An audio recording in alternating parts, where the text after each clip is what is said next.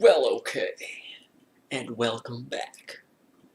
This is Suikoden, the final boss and dungeon, or whatever it is. But, we gotta listen to that beautiful music. Okay, so I'm gonna check to see what this balance is like here. Okay, yeah. Let's see how this is. We gotta listen to that beautiful music. Okay, so I'm gonna check to see what this balance is like here. This balance. Okay, yeah. Let's see how this is.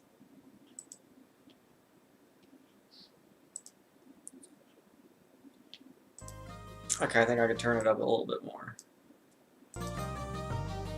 But, okay, so this is our grand finale. And you might be wondering, well, what happened to the rest of the game? Well, I already played it. I was trying to stream part 3, and it didn't actually stream. So I lost that footage, and that was like 4 hours. And at that point, I was like, well, honestly, nothing really happened in that part that I would have liked to record much anyway. So, meh. I was like, yeah, let's just keep on playing. But for this, I wanted to definitely get the ending. And also talk about what's been going on. So as you can see here, we got a lot more people. This is the 4th floor. Wait a second. Oh, I've got my girl with me. Right now we're Milla, Victor, Valeria, me, Tengar, and Cleo. I don't know who... Oh, Tengar's... this girl. This guy's girl. But, so far, it's been a pretty good game, I think.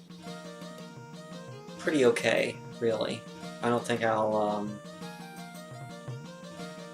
to start with the positives, I think a lot of the plot points really surprised me. Which is something else, right? That being said,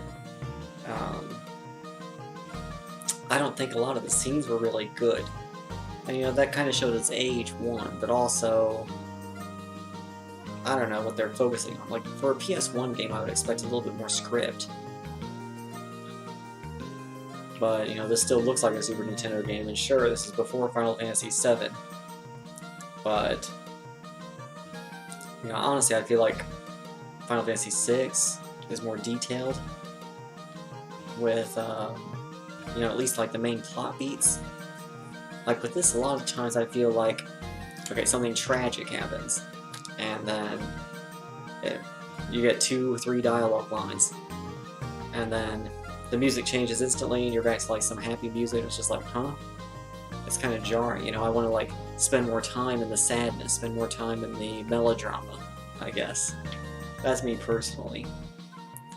Beyond that, I love the plot points, and I'll talk about this more specifically later. But for now, I want to give a non-spoiler part. As far as the gameplay, okay, right, so early on, I was really upset with this whole cumbersome item and equipment system. First of all, I don't even know why they don't make them right next to each other. You're going to go back and forth between item and equipment. You're not even going to touch these. First of all, rune you're never going to use. You literally can't do anything with that. So why is that even so high up? Again, strength. You can't do anything with this. Why is this so high up? This is like just bad UI. Formation's useful, right? We have to go rest. So I could talk to this guy and see how many stars we actually have. But I think we got about 55, so about half of them. Which I'm kind of surprised we only have half. Because I know that there's not any extra side quests like that opened up at this part of the game. And to me, I thought I did pretty well at getting everyone I saw in my vicinity. There's like 5 or 6 that I know that I skipped. Oh no.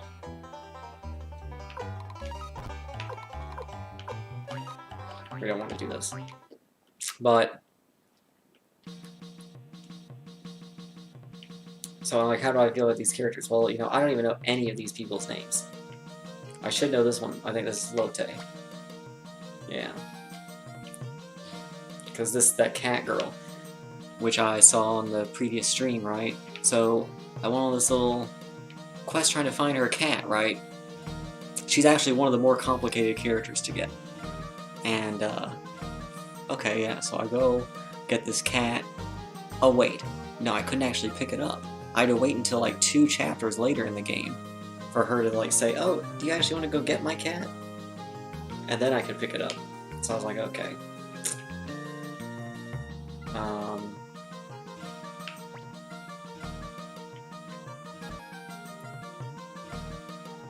Oh, here's the stars.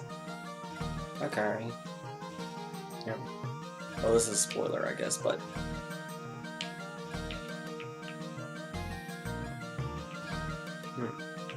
This kind of shows you, like, where they're missing.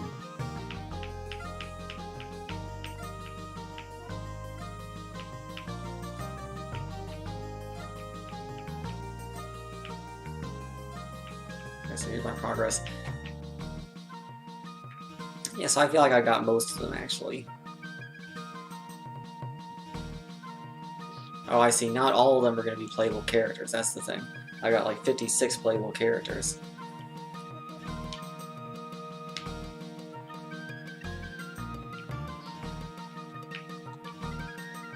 Anyway, so then what else is there? So yeah, I mean, I do think this is a big negative. This whole equipment system is cumbersome as a mofo. But it started to get better because somewhere here, the next floor, you get this guy who you can, it kind of got better, but really what happened is I just didn't care anymore. So like what happens here is you can like pick any character in your list and you can just detach everything they have. So like let's see, like he's someone I'm never going to use again. We'll just detach that stuff. You know? Like, yeah, we're never going to use that again. Like, there's all this stuff I'm just not going to use. So you can dash that, and you can withdraw it, you can, so it just goes into here, whatever you withdraw. You'll see I missed some of the books. I didn't even know you could collect them. Like, I could say, okay, let's bring the Spark Crystal over here to these people, right? And that's nice.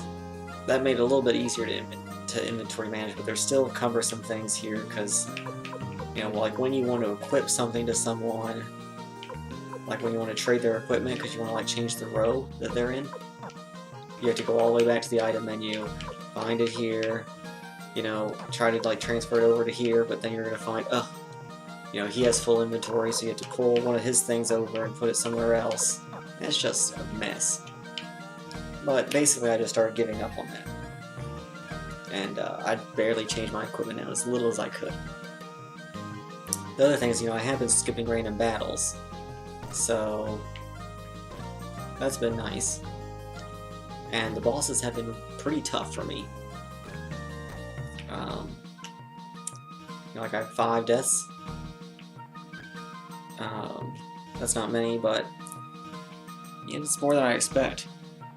But it makes me think, okay, if you were actually doing random battles, you would for sure be over-leveled, and everything would be dead simple.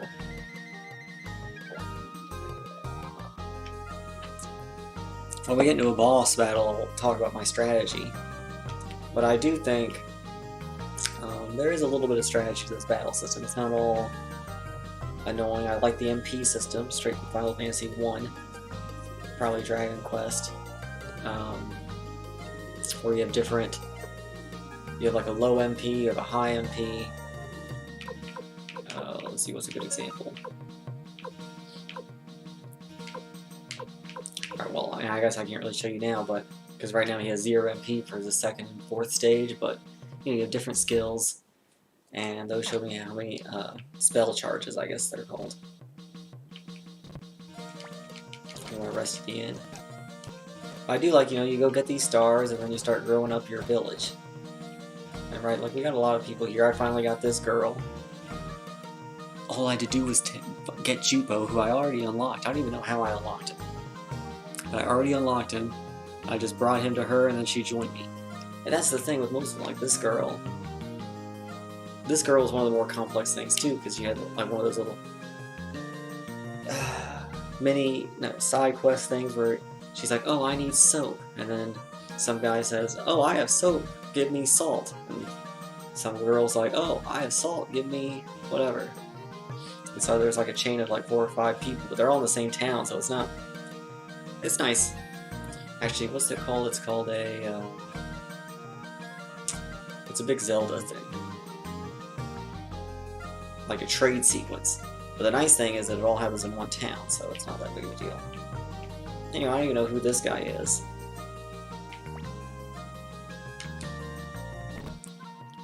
Like, call me old-fashioned, but I definitely prefer less characters. Like, rather than all these characters I don't know about. I don't even know who these are. Who's this guy?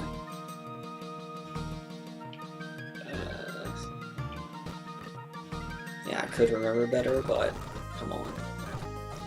It's because a lot of them just had one line before they joined. Like, I know Fudge. Oh, see, this is nice. He's talking about his dragon. Ooh, this is new.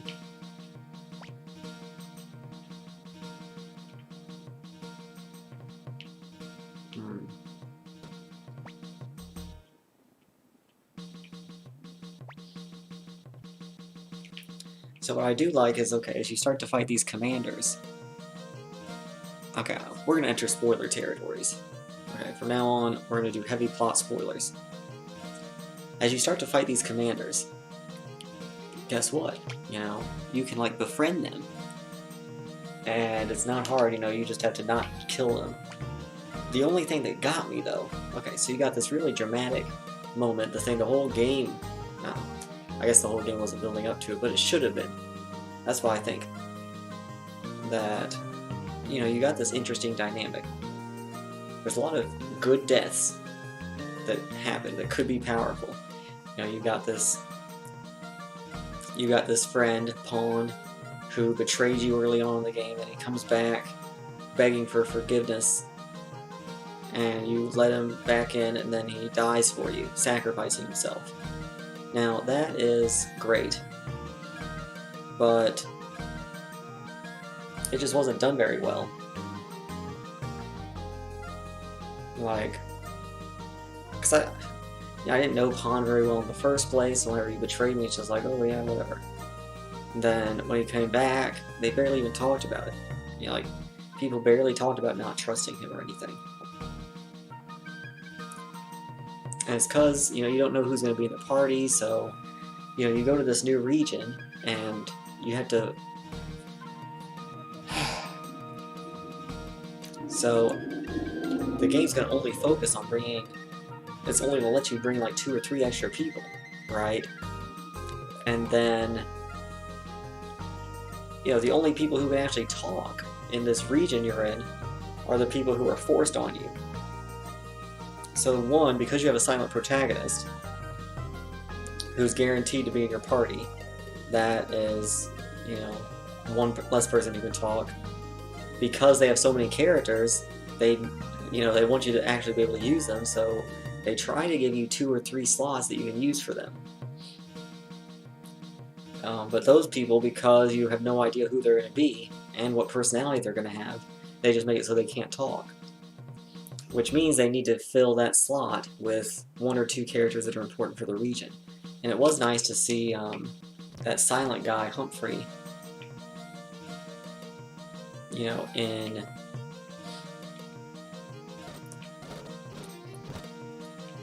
one region, actually talk with the dragon guys, gave him a little bit of backstory. And that happened consistently. Like Victor got some backstory because of the vampire area. It turned out the vampire murdered his village. I wish we learned more about that, but you know, he got his revenge, and that's nice. I mean, like this girl, like she was just waiting for me to be stronger. They didn't know what her purpose was, so they just made her like, let's just make her mysterious, so that we don't have to figure it out either. It's like, come on. And these guys, like this guy's never been important at all, even though they did help me out early on. I got this farmer here for nothing.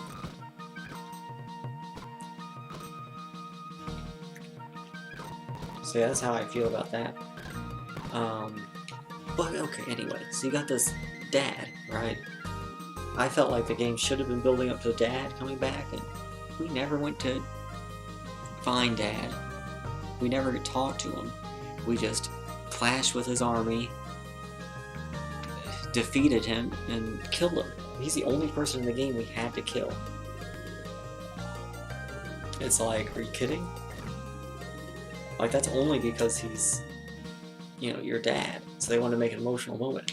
But honestly, I didn't feel any emotion there, even though that was a better scene. I felt one emotion. One was that his dad was proud that his son was strong. And after he was beaten, he convinced his underlings to join. And so that's nice. But you know, I feel like that could have been a lot more epic. Okay, so this is important. So this is this general we just captured.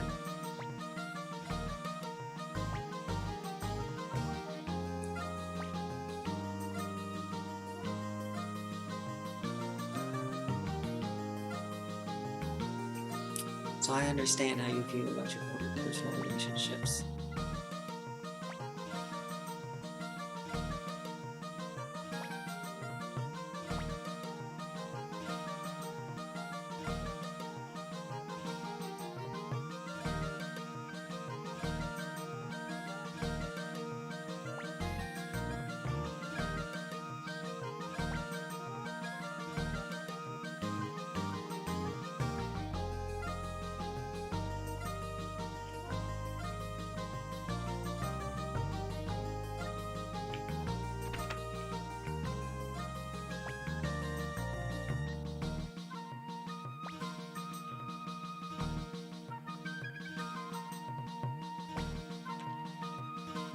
This is what I'm talking about. You can get them to join you, which is nice.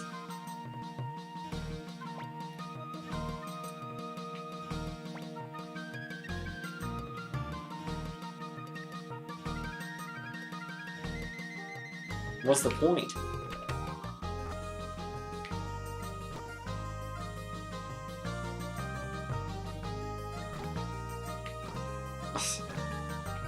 Yeah, see, it's things like that.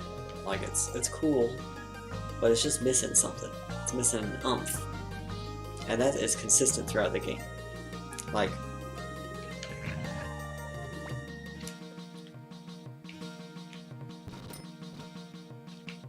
yeah, like for me the highlights are going back in the past and seeing Ted's childhood and seeing his town get destroyed or whatever, but that part was too short, really wrapped up quick, and it's a very tragic moment that's not, it's just not fleshed out. Like that's something that could have brought tears, like Gremio's death, which unfortunately I'm aware he might come back here in a minute, but I'm also aware that there's a perfect ending where you can actually get him back permanently, which we're not going to be able to do that, but my point is that there's all these moments that are really tragic, but the game's just not good at conveying it. And that's why I have a lot of hope for the next game, because, you know, like this is their first one. They got money, they got faith that it could work. It was popular, somewhat popular at least, and after this, they already had an engine, they already had ideas. Hopefully, the second game can really flesh it out more, because that's what it needs.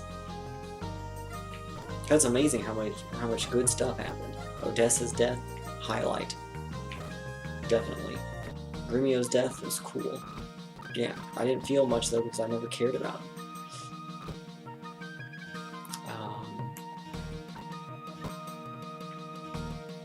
I feel like I should save. Let me just check my notes here to see what else I want to mention. Oops.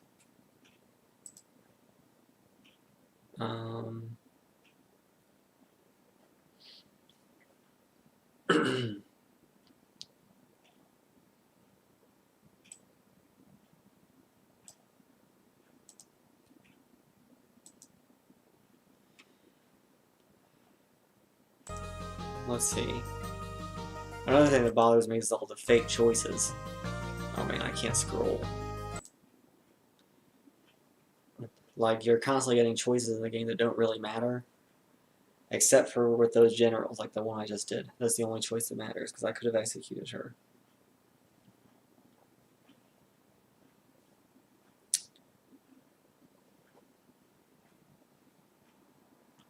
And yeah, Grumio's and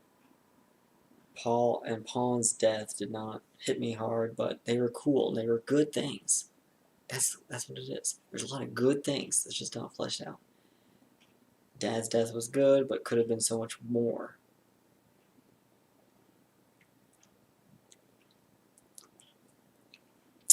Another thing I want to bring up is about the plot is that the filler. There's not.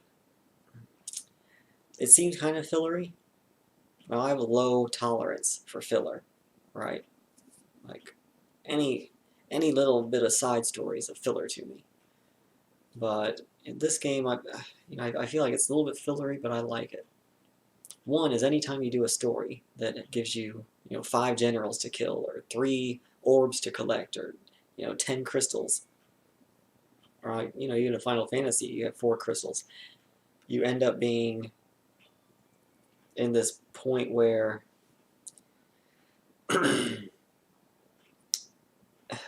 like you get this episodic stuff, and it's hard to make them all relate to the main plot. And Final Fantasy is really good at doing that kind of stuff. Like Final Fantasy X, right? Yuna has to visit all these different temples, and they never tell you how many there are. And so, it makes it sound like there's hundreds, but there's just 5. But the thing is, each time you visit one, there's a different experience going on. It doesn't end up just being the same thing. And plus, there's stuff happening in between. It's not like you're just, you split the plot into 5 parts, and now there's this part in the game where you just have to go visit 5 of the things. That's like a very Dragon Quest thing to do, a very Zelda thing to do.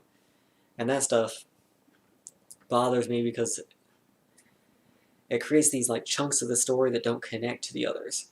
And this game definitely has that.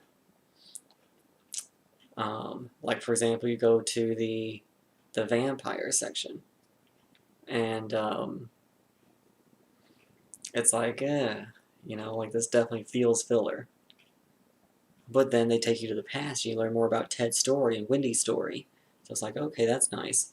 And plus, I genuinely liked Hicks and Cleog, or whatever. She's in my party. Like, that's a good moment. Specifically, let me talk about this. There's a scene where Hicks is talking to Cleo. That's the girl who's been with me this whole time. About what it means to be a fighter. Like, he's surprised that she is fighting because she's a woman. And he feels weak. And she's like, you're only weak because you think you're weak. And plus the other girl's kind of jealous, I think, that he's talking to Cleo, and she like runs out. And then Victor gives me a nice little, emotional scene, for what they could do. Hearing his backstory, that's good. But see, like I think like it's the slice of life type of filler that I really don't like. And this filler at least is tragic. Like, for example, the flower story, like the French world, like that's definitely one of the weaker parts of the games, of this game, because that part felt very fillery. Like, you had to go on this fetch quest to find something that to find medicine to let you be able to handle the poison, and then in order to do that you needed a better ship. In order to do that you needed to blah blah blah blah. And it's just like, okay, this is just wasting time. It's not adding the core story. Even in the dragon section, it added to the core story. You learn more about some characters. You know, frankly, well, here's the thing. You know, what's his name? Sanchez. He's the spy. And whenever I learned that, I was shocked. I didn't expect that, even though, you know, from the beginning of the game, we knew that one of the three, I guess 4 characters was a spy. It's not going to be Odessa. It's not going to be, you know, if at that time you thought it could be anybody. But Humphrey seemed suspicious because he never talked. You know, Victor, he didn't seem too suspicious then because, you know, he was my friend. You know, he brought me, but that could just be a trick, and so that also makes him suspicious. Sanchez, you know, I kind of expected, but I'm like, oh, he's just some nice old guy. But then throughout the game, you know, enough time passed to where you forgot that was a thing. It was always in the back of my mind. But then, you know, you learn more about Victor, and you learn he's not a spy. You learn more about Clip. That's not his name. What's his name? Oh, he's not in my party right now. Well, I don't know what his name is, but he's good. Definitely he would not betray Odessa.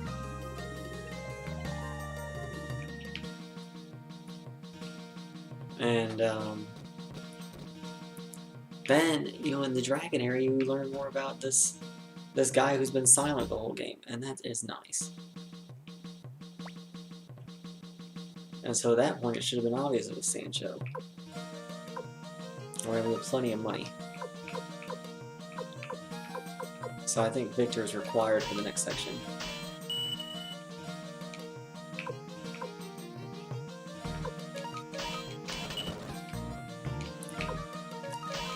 Also, this sharpening system, this works better than finding weapons all over the place. You know, I like this. It's not special, I think, but it's so much better than having to deal with your inventory. Like, I don't know. The thing is, each character is separate still. So you have to kind of think about who you're going to spend your money on. It's a fine thing. Tango. Cleo. I don't think this matters. It might, though. So we'll at least upgrade her.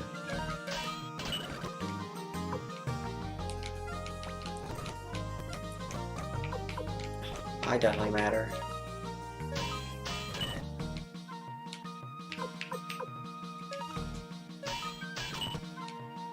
I'm definitely gonna have Valeria, but she already is beyond that point.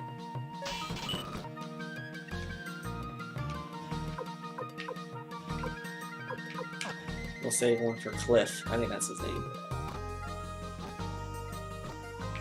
Oh, and then there's this. You can take a bath. You can put antiques down here.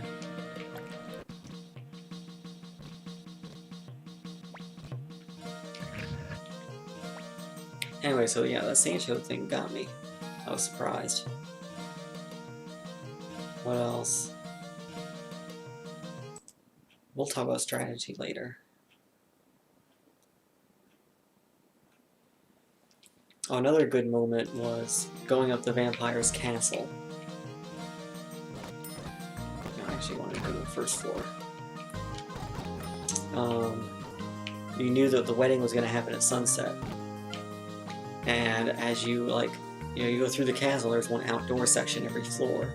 And every floor you go up, it gets closer and closer to sunset. It's beautiful. And I love the music there, too. Definitely the best music in the game. We're probably going to have to come rest again.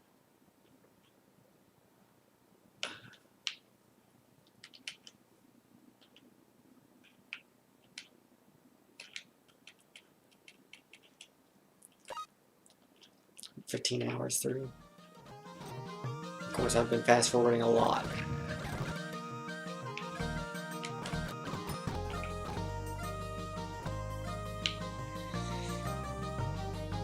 Yes, I really like how it got more and more sunset. And yeah, I had one good moment against the vampire. Where it looked like all was lost. But, in fact, this happened constantly in the game. I feel like 5 or 6 bosses, I was like this close to dying. For the vampire, it was just the 2 girls left, Cleo and Valeria, and then phew, they got him. He was going to kill them that turn for sure. Same thing happened in the last battle with, so there's like the clam, which I used all of my strong weapons. Okay, we'll just get to it now since I want to talk about it. One of the strategies, I think, that the game wanted you to learn was to save up your strong stuff. And normally you save up your strong stuff for bosses. But in these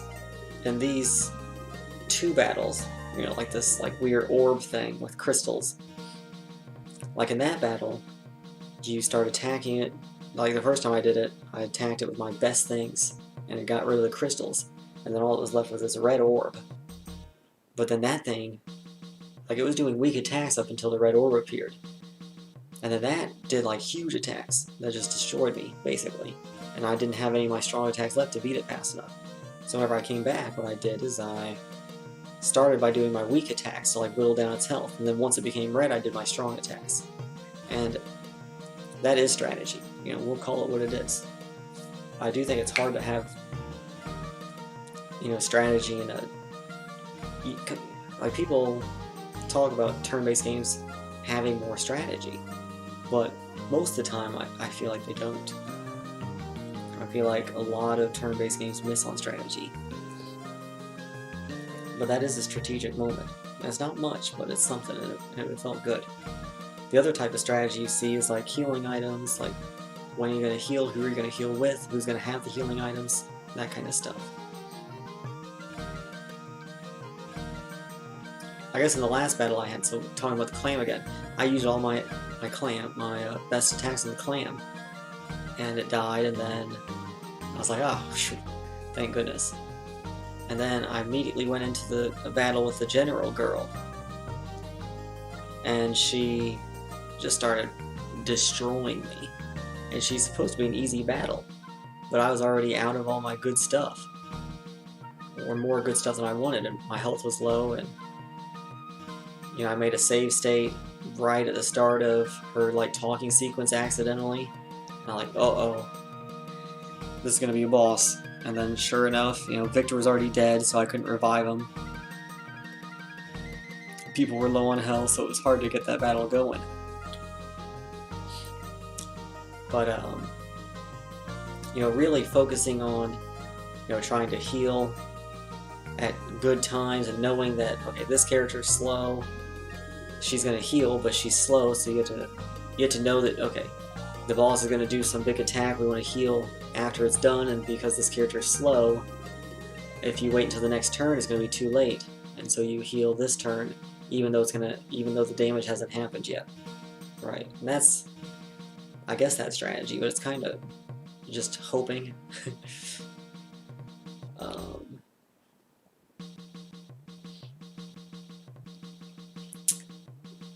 Yeah, that was a good moment.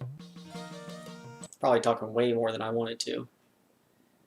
But let's see. Another thing this game made me thought about is, or think about, is leading up to Odessa's death. I feel like the designer said, how can we make Odessa's death more powerful? And then they said, let's just insert a scene with you talking to her, and her showing her doubts, her being vulnerable to you. Whenever people make you open up to you, you feel more connected to them. That is great. And so what they do is they said, well, this is a little piece of game wisdom. When you have this moment that you want to be impactful for the player, ask, what could make this moment even more powerful? And in this case, what they did is they said, oh, we'll add another scene where she's vulnerable, and so that we can learn about her more. Feel for her, and I liked her, And in that case, you can say, what else can we do? What else can we do? You might even say, what what can we do to make that vulnerable but feel even more powerful? Right? Like, chain that, be recursive with it. I think you ask that question like 10 times, and you'll get like an amazing plot twist happening.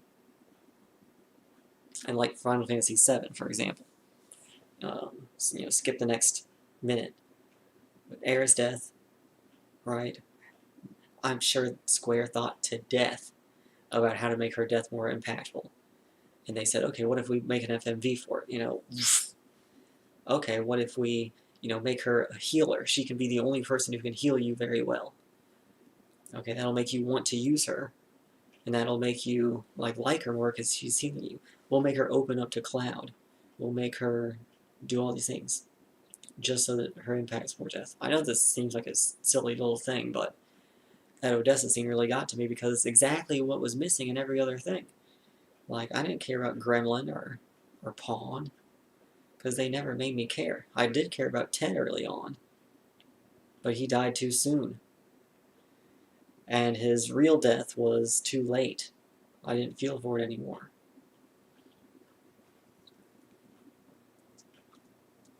And here's another thing. I'm not sure why the Empire is evil. And in fact, I'm hoping we get a good explanation of it in this last chapter, but I just feel like all these people, we have 100 characters, all here just ready to rebel against the Empire, and none of them have really told me why they hate the Empire. In fact, a lot of them just, reluctantly join. A lot of them join just to not get their heads cut off. But even with things like Odessa, why did Odessa care so much? Like, I need to know this. And like Victor's, the vampire's the one that killed Victor's family or whatever. So why does he care about the Empire? And, like, everyone talks about, oh, the Emperor's not the same as he once was. And so we had to fix that. Maybe it is okay to betray him, to talk him back to his senses. But guess what? Why is he not different? Show him not being different. Show him being different. Why is he different? Tell me at least. Like that's just a no-no, I feel like.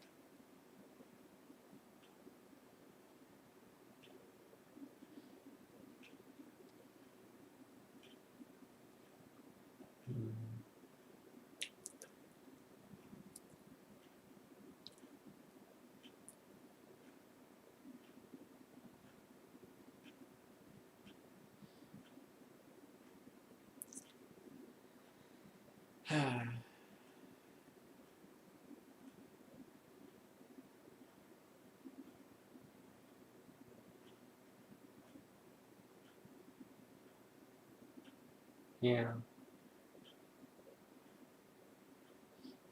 I also think this game's missing a victory fanfare whenever you get items. But anyway, okay, let's just start this and get this over with. We can move on to the sequel.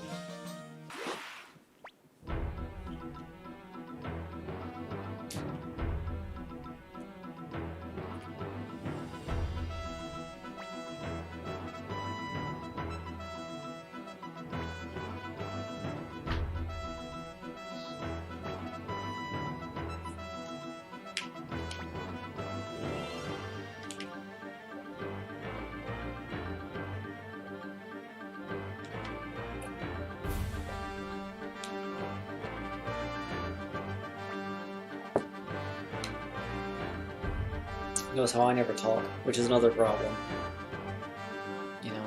It's a silent protagonist. I feel like a lot of this game's problems would be fixed if the protagonist talked.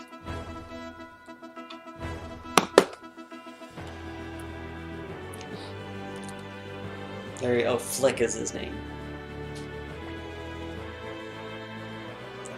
Let us begin. Warriors of the Liberation Army, the time has come. The end is near for cruel imperial regime. Think of your friends, think of your families, and fight for them! The ground quakes with the anger of the people. Their cries echo in the heavens. Now is the time for this to end. Why is he talking? I don't know who he is.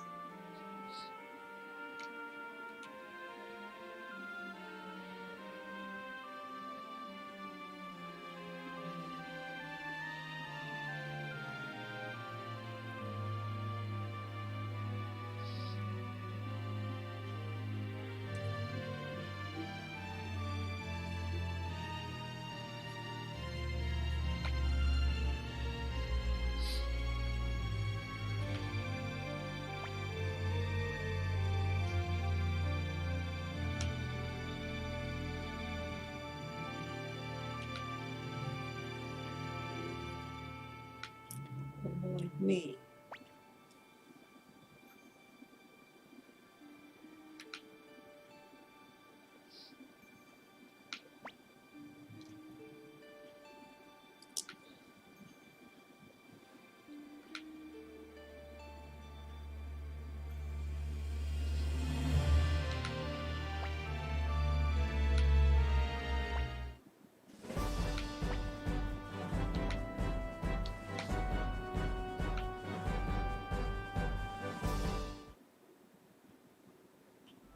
Another thing worth mentioning is it is nice to see your castle grow over time. It's very rewarding, and it's actually useful too. Oh, that's another thing. Teleporting was valuable, so amazing. Thank God for that. But yeah, like seeing it become more useful over the game. The elevator, thank God for him.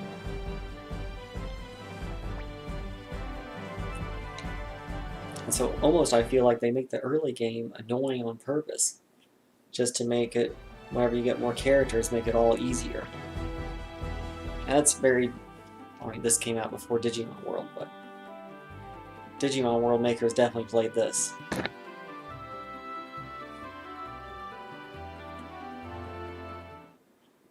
And honestly, I think Digimon World perfected this kind of thing. But I'm also interested to see Suikoden too. You all follow Konomiya!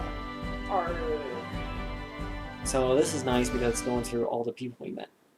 So maybe that'll jog some of my memories. Oh.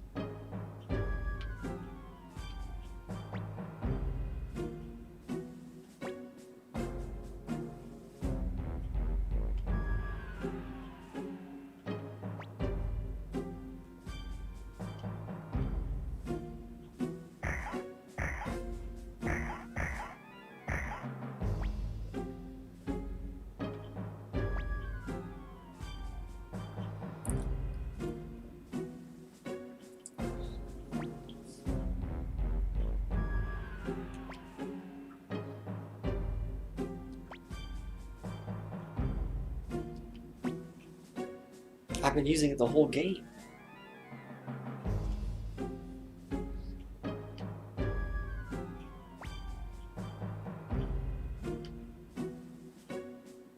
There's 27 of these rooms. Oh, you know what? Every one of these games must be related to that. Because we only know like 5 or 6 of them.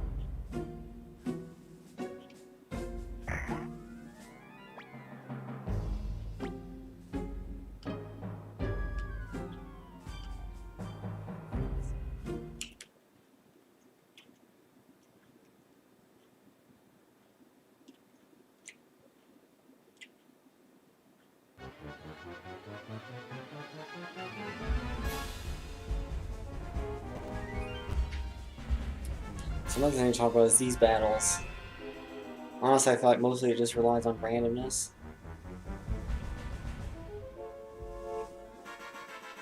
I love those clouds though. Okay, we're gonna start by doing other and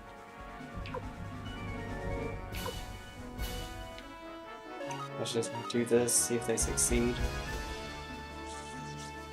It basically ends up to be rock, paper, scissors things.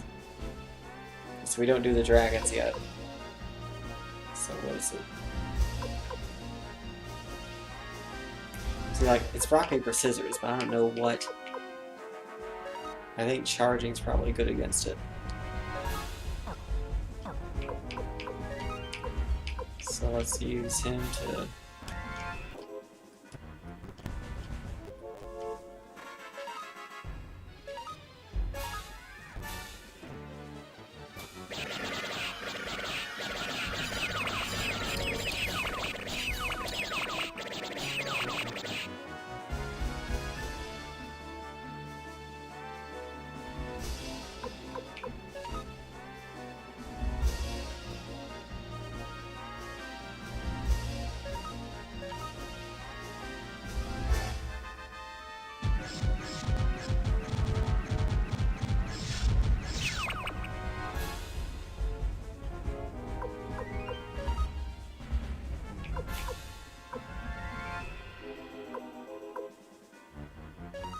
So yeah, we'll try to get more information. Uber's charge. So what we do then is we do magic.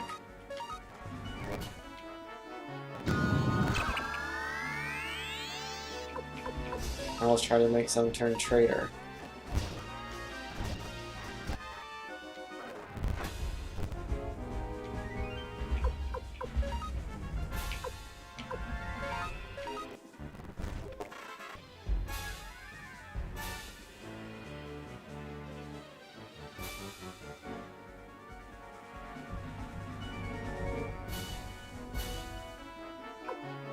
So, okay, I don't know what they're doing. So I feel like they might be charging.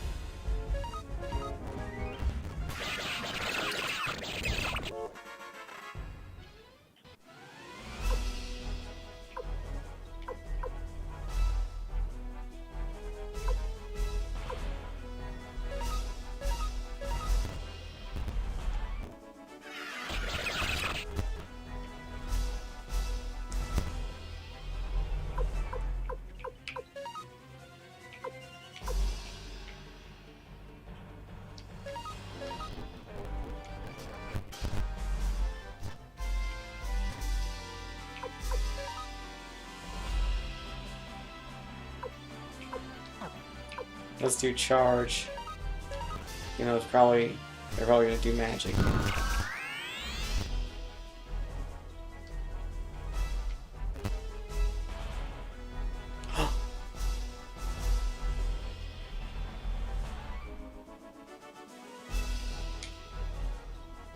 Well.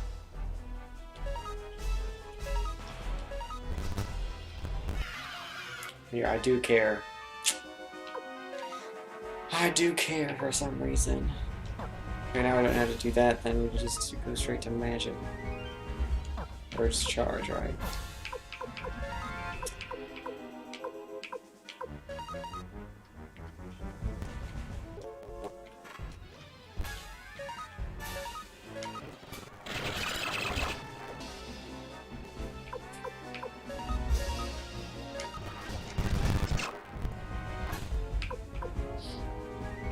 Let's see, and now they do...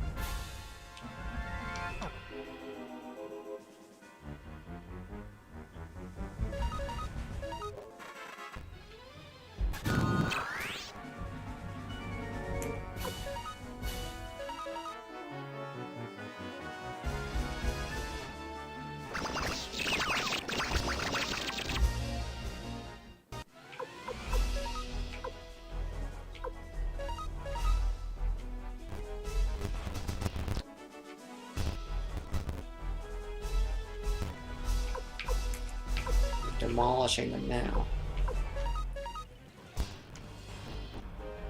Charge attack, so we do magic and they're done.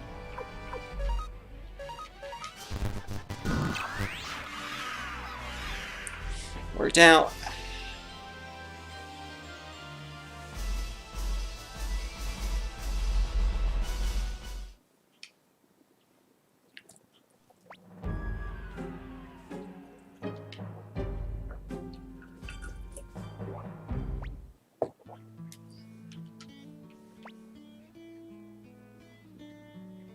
My name is Hanzo, leader of the ninjas.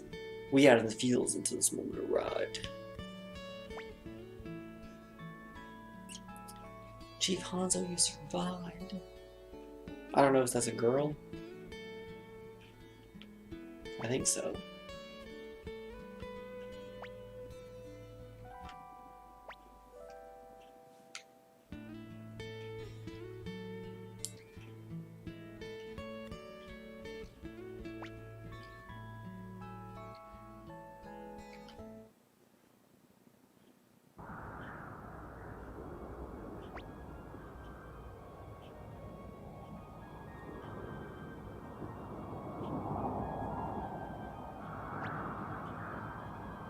Victor and Flick, for some reason. So, wait a minute. Why does this just reset? Okay, it's good. Anyway, so they're going to take the short range stuff. So we definitely need Valeria. And I probably want Cleo, because magic is just more powerful. And, you know, I could get that counter room and put it on Victor, but I don't care. Like, that's what this has turned into. It's just like, it's so cumbersome to change out equipment and runes that I don't care. Now we definitely want the healer.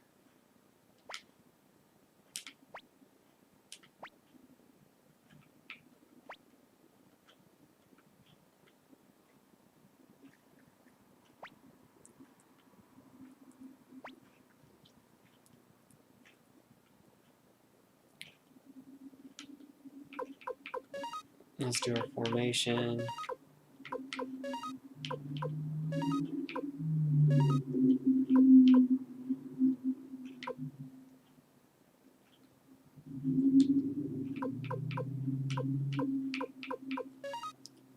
Like, what he's wearing.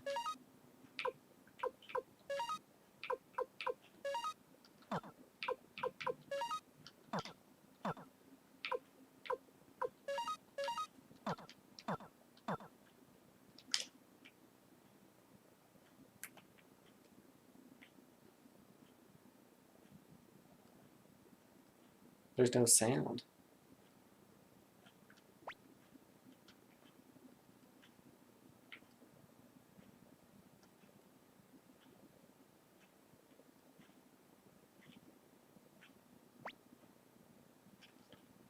You've been Kira. I remember now, you're the one who let us go when we were disguised at the fortress of Kawaba. With Sholentin Ronkbach III.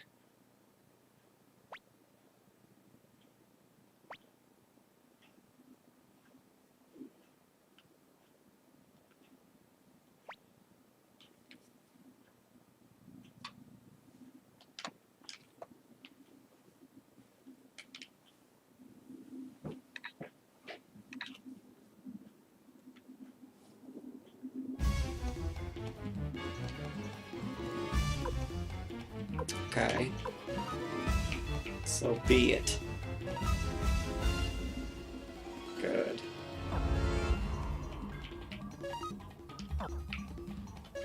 How about we compromise? Now I love Valeria because she always has that to fall back on.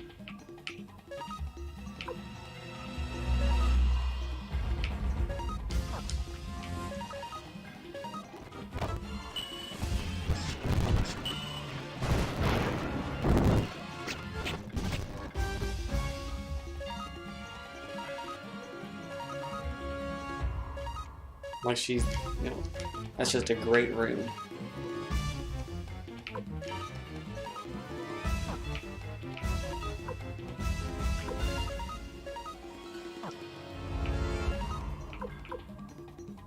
See, she doesn't have much of this.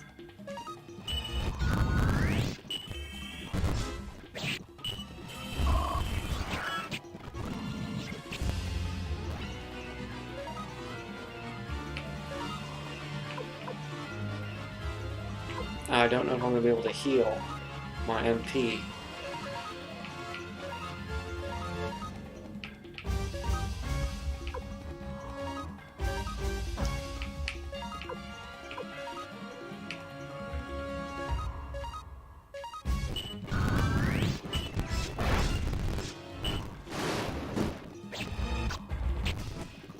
That's not good.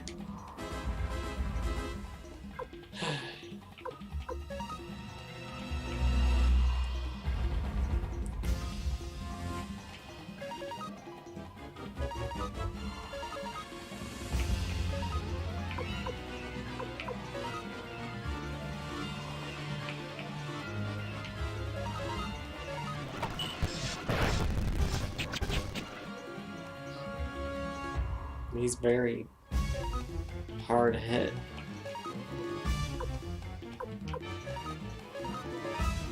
I feel like surely they'll let me heal before the final boss.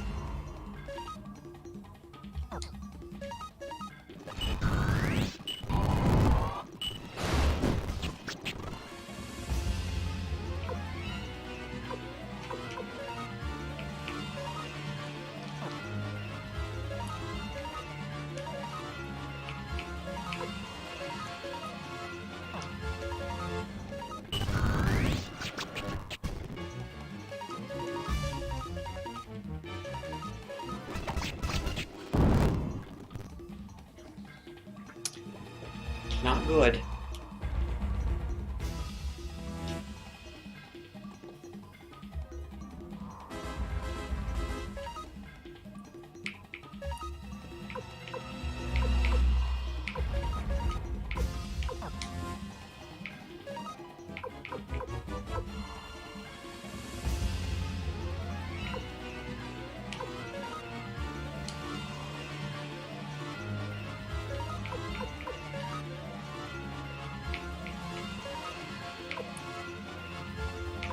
So one big problem with this game is that there's no, like, I don't know what these things do.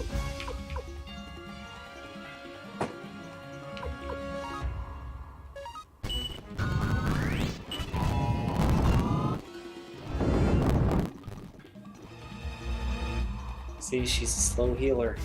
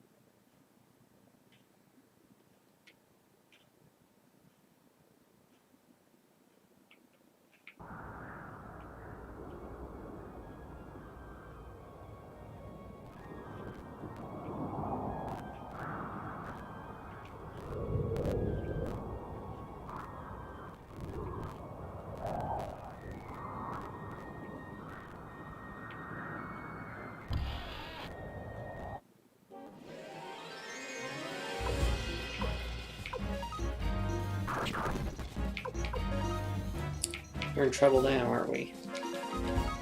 Luckily, that's an instant death attack that never fails.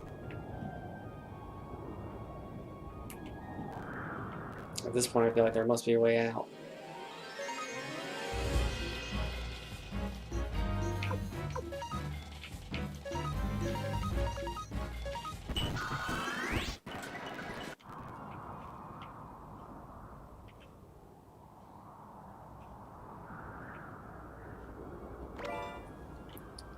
Look at the cheats.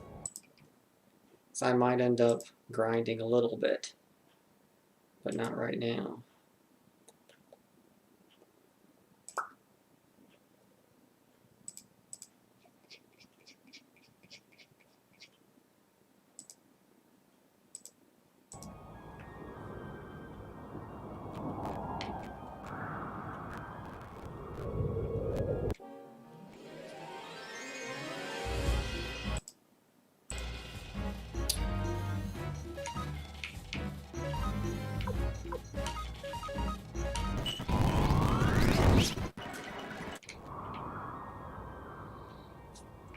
to say on. Well, shit.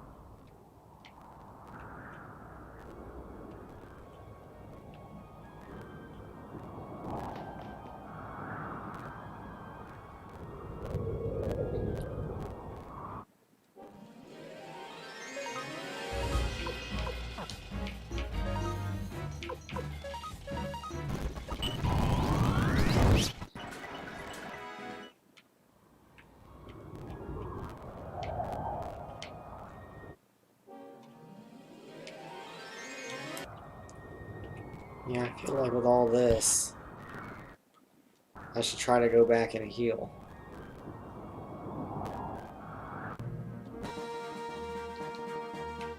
Which luckily I can, so there's no reason not to.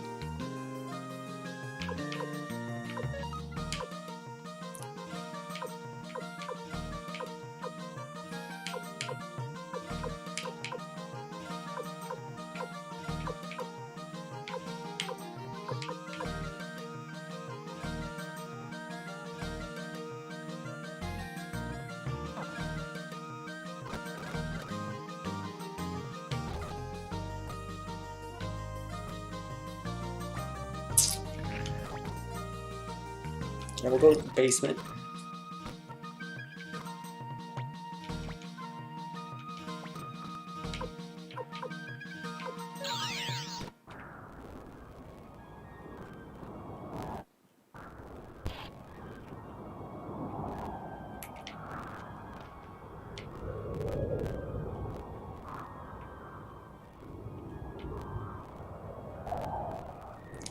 Yeah, it's nice and somber going through these places you've already been.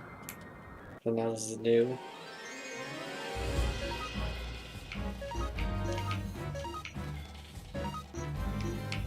His rune.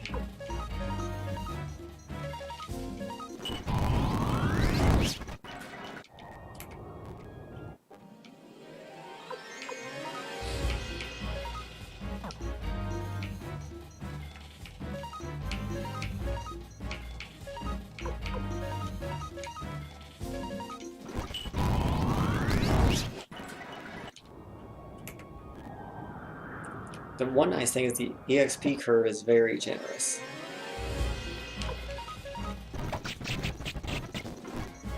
Yeah, we definitely don't want to do that.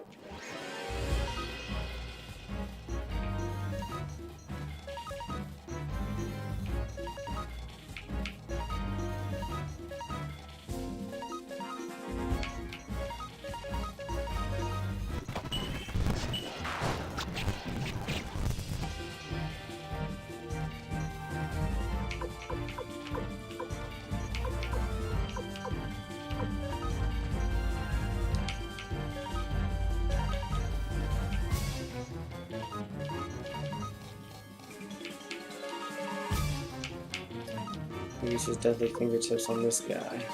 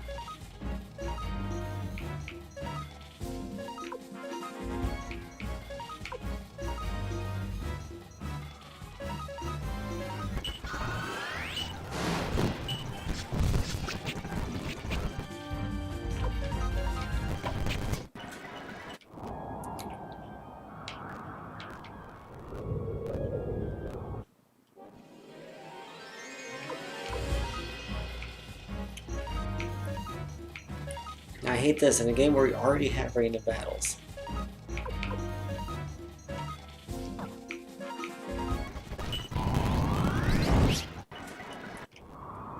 Oh, notice how little we're leveling up now.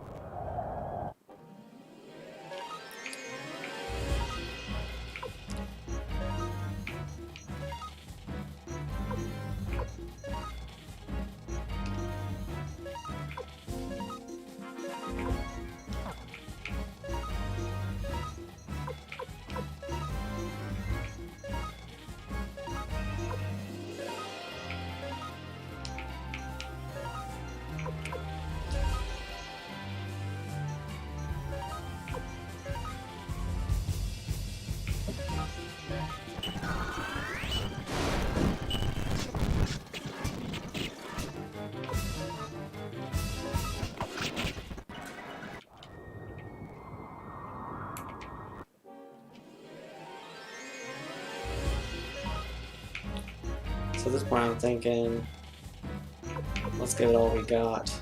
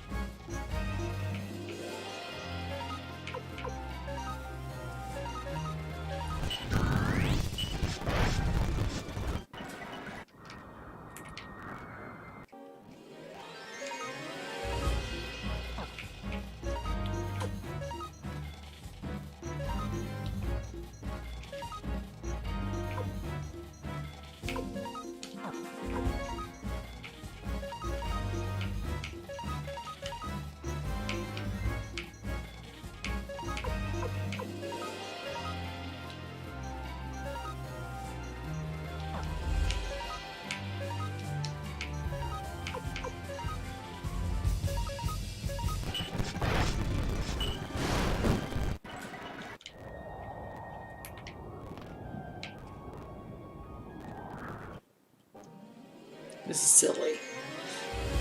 Same battle over and over again.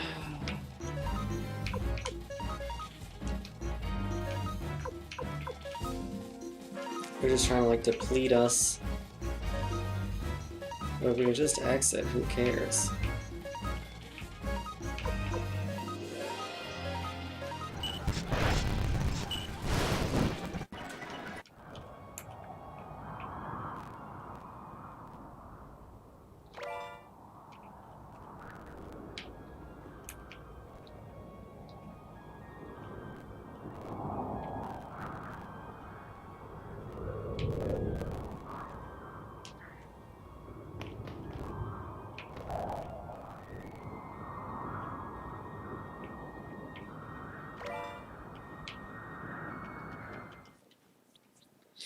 Okay. So I'll see now, like, okay, here I'm going to equip something. We gotta first see, okay, we got these new things. This power ring, the horned helmet. Who gets it? Well, Flick obviously needs something. She could use something.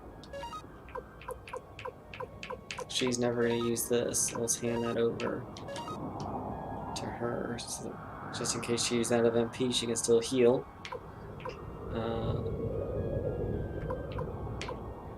That gives me room to put on her horned helmet.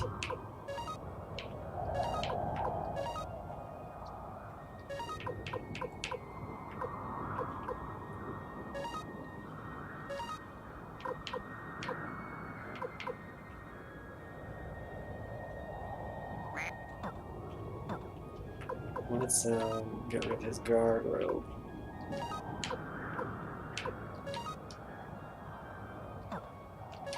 And then we'll get the shield over to him. Ooh. Whose guard robe did I get rid of?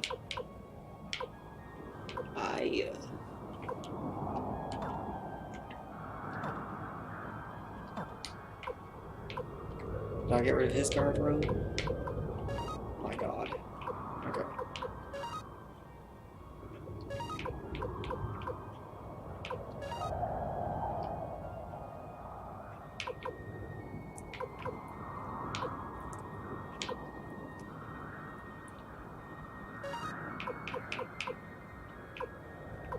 Definitely put those on with her, which means she won't need the Cape of Darkness.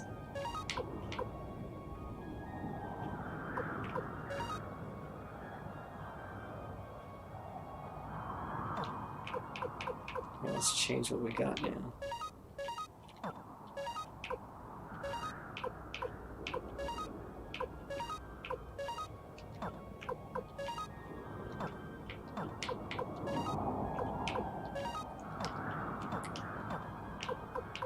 So let's give this Chaos Shield to Flick. Oh my fuck. Like, look, is that just stupid? Yeah, that's stupid.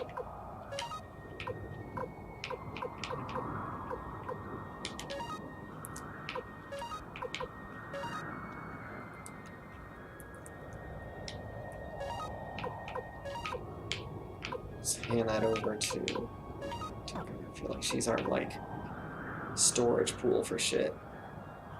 Our mule. And I have a lot of money.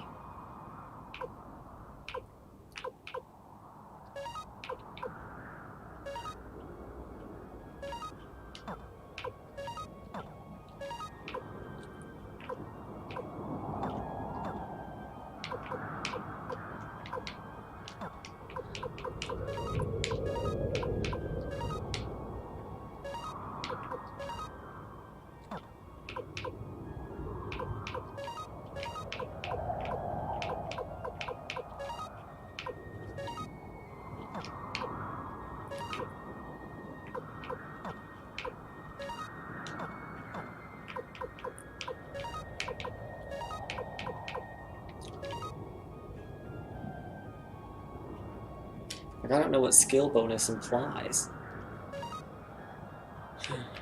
Like, that might be good for her.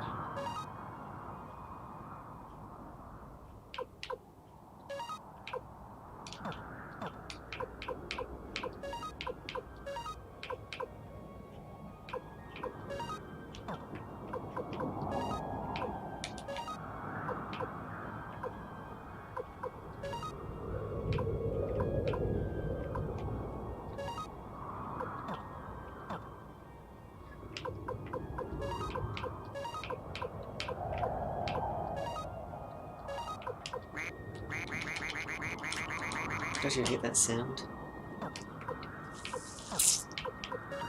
Like, why not just at least let me replace it with something, you know? I say, oh, would you like to replace it? Hello.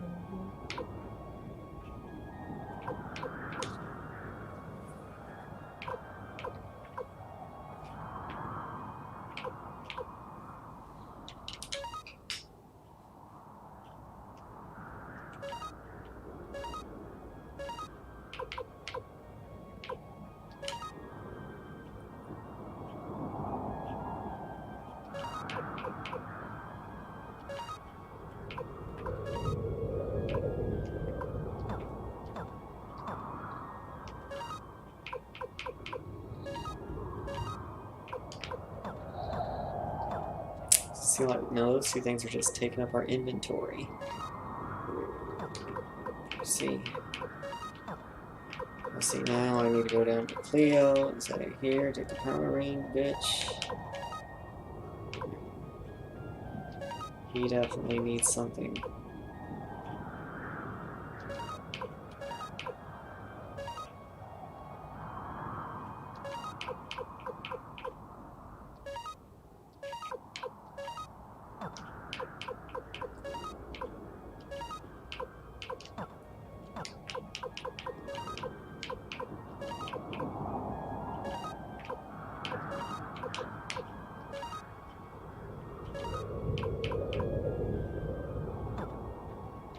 Or like press another button to equip or something, you know. Okay, so let's get his armor on. Or her armor. Let's get his.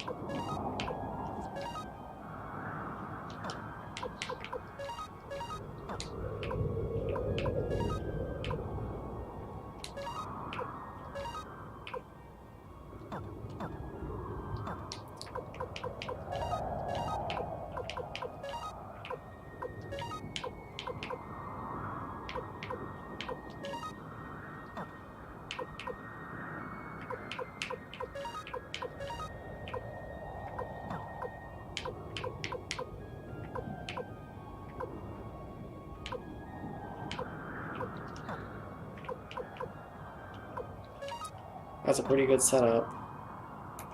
The only thing I think... Let's make sure there's none of these stupid enemies.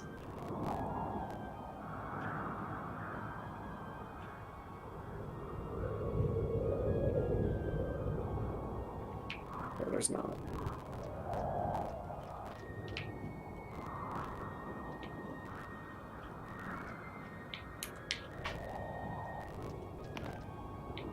You know what? I think I have an escape talisman.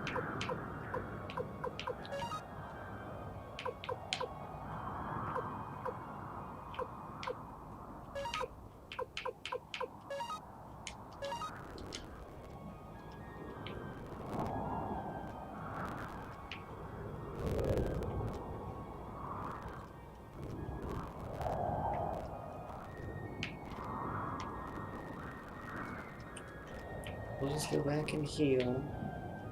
Which is kind of stupid, they just don't let me do it right there, you know.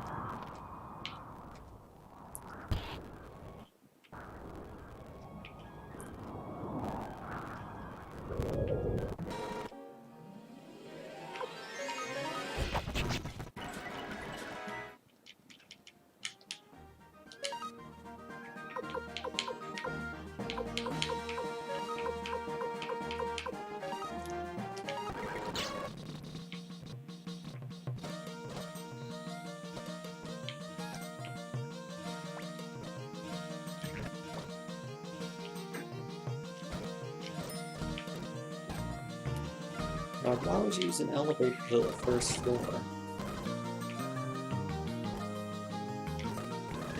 Before I buy anything from him, let's just go see what one of my other peeps have on.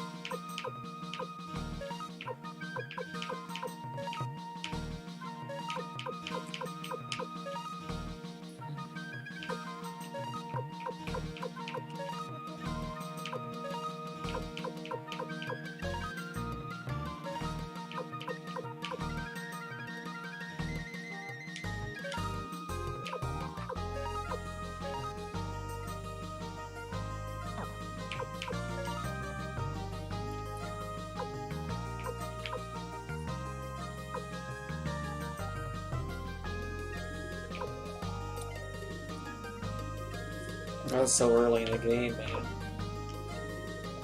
There's a sacrificial Buddha. But we do want that. Alright, does he have any medicine?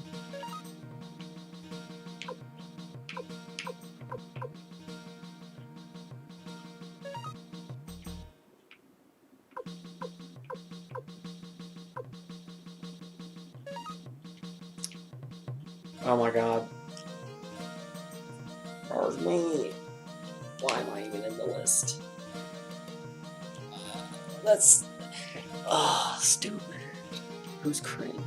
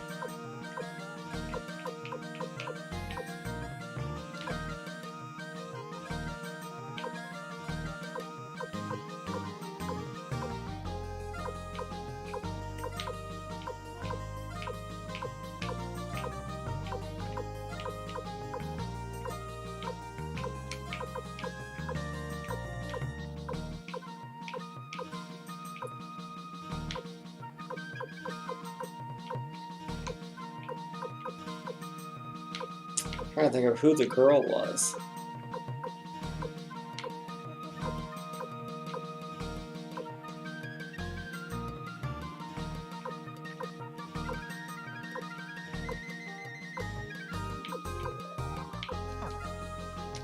It was Emil.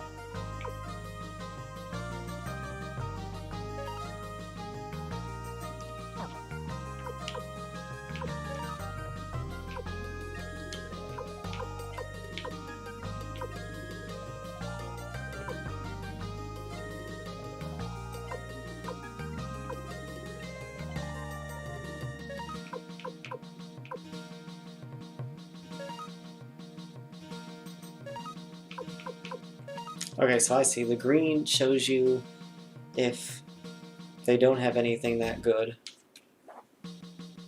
or if they're not equipped with something that good. The red shows you if they are, because this wouldn't help them.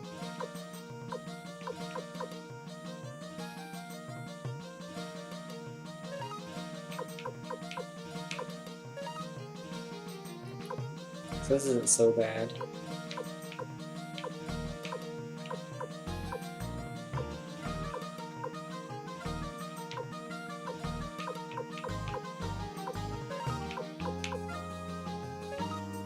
Surprised lower armor is the best thing I can wear. We definitely want some medicine. Victor. Me. And Cleo.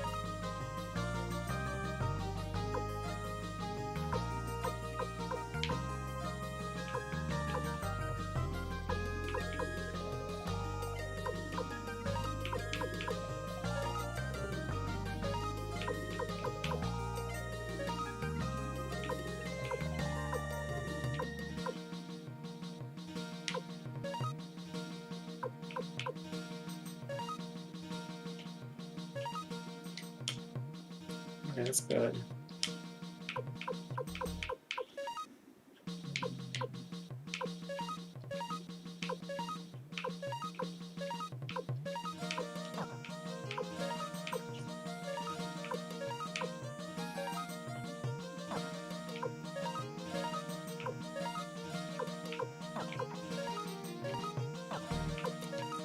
Just like notice how much time I spend in this.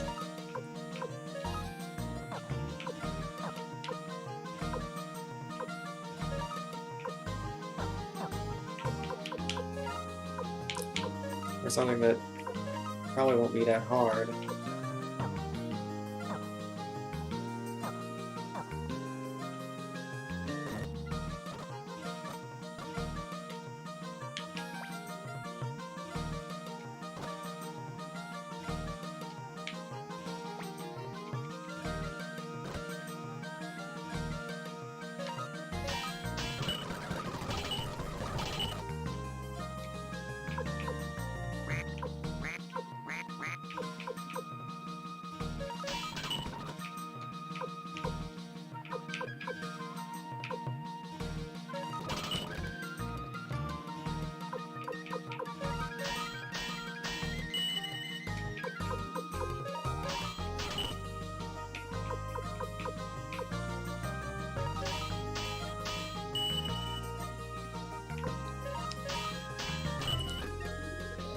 Yeah, she doesn't need more attack.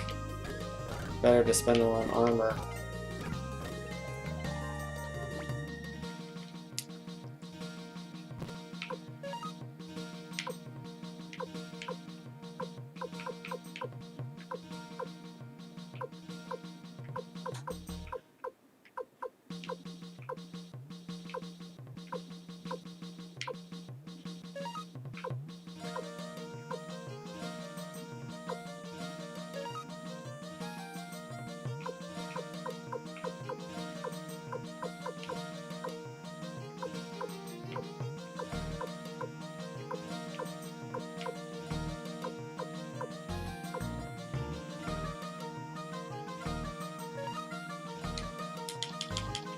I know we have a skill up to use somewhere. I don't know what skill is. We're gonna give it to her. And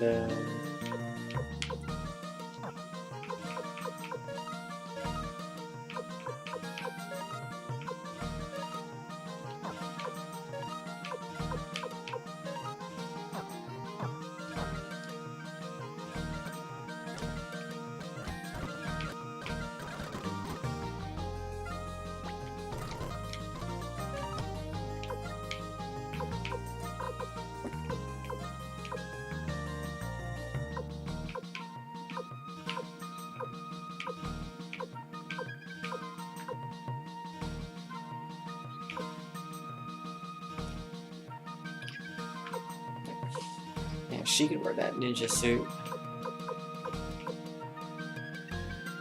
That'd be great.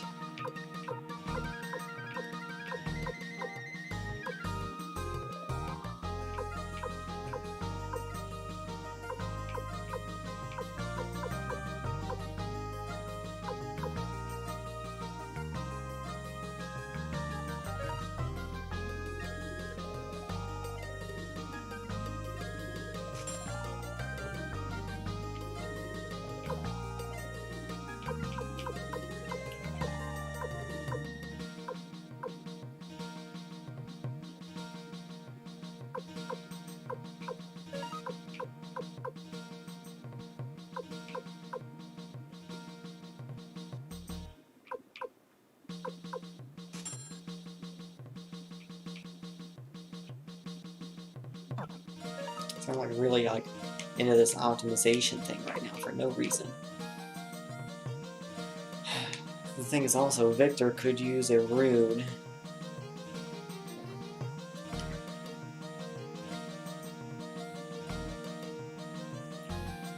But honestly, I don't really have any.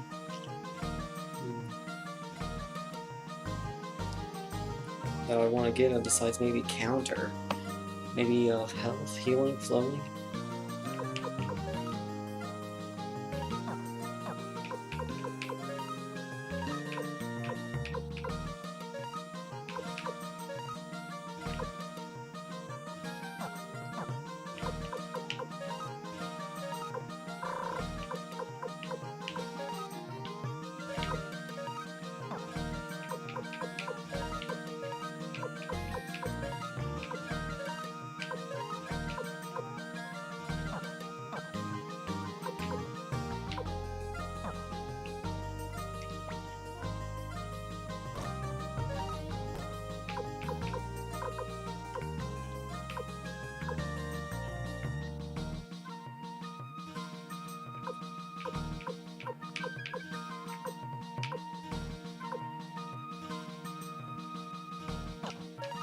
Can I buy one of those?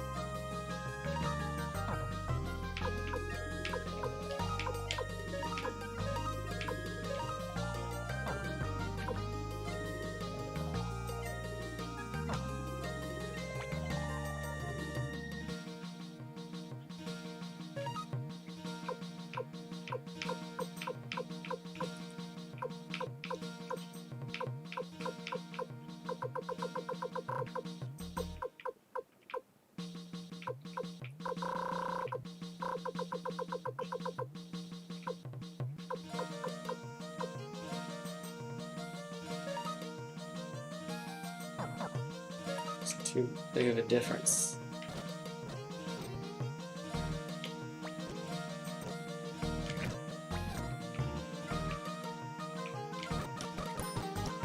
I really shouldn't be sending this long.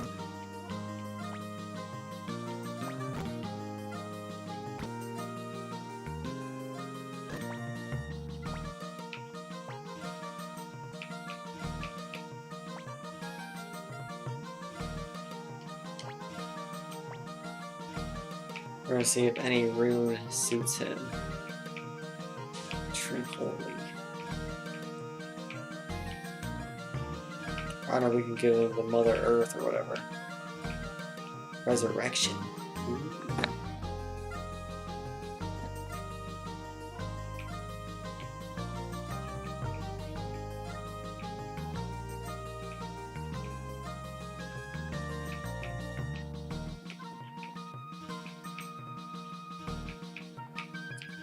I want to save that just to see.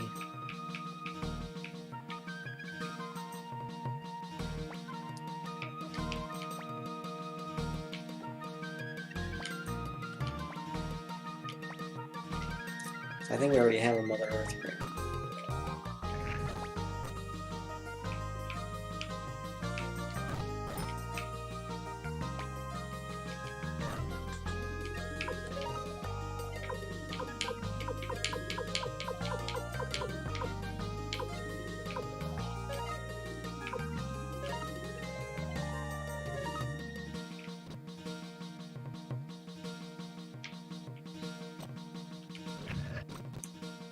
Good. Okay, let's go put that rune on him. I don't know if I'll even use it, but might as well.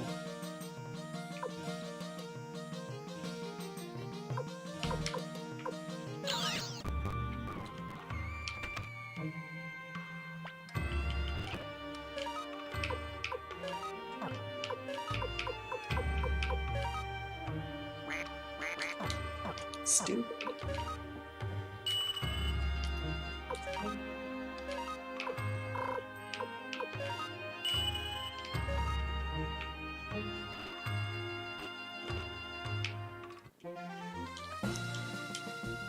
Okay, let's get this over with.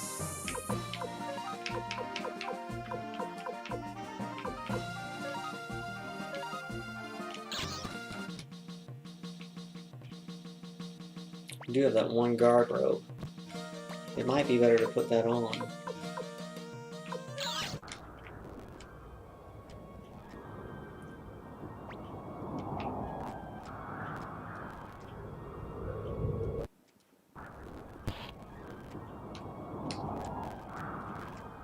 Just because it gives a magic boost. If I put it on someone in the back row, it's probably not a big deal.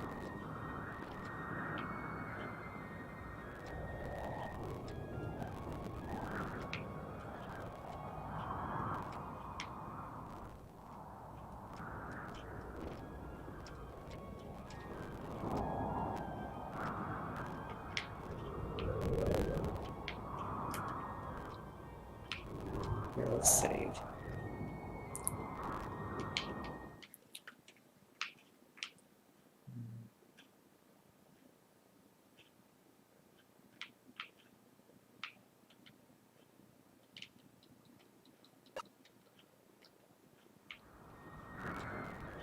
Final save.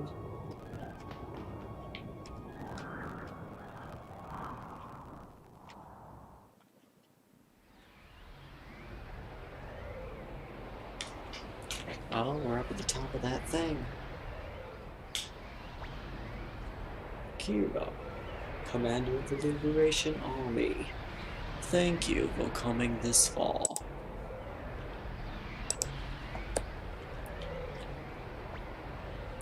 Look at this garden. Beautiful place full of flowers and bloom. This is your end. This is the end. It's all that remains of my empire. Okay, I shall protect my empire with my own hands. Dragon King Sword, give me power.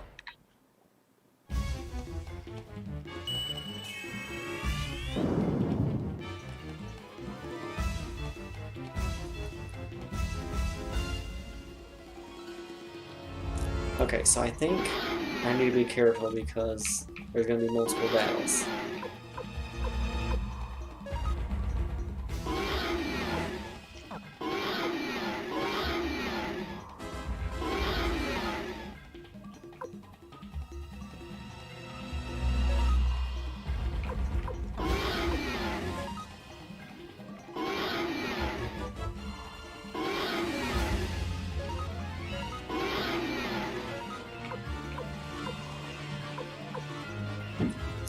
Like, I really need to look up to see what these do. Because I'm just sick and tired of not knowing. Like, how can I make an informed decision?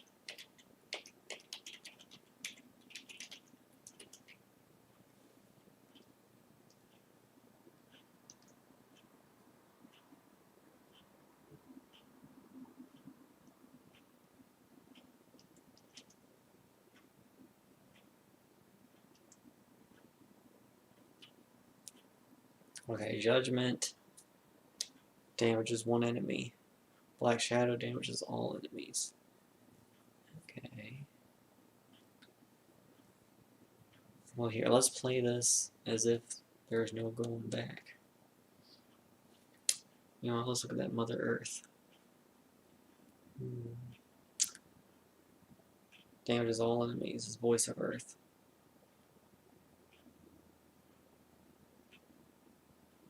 He doesn't have Guardian. He doesn't have the level 4 one, so... Okay, let's just go all out.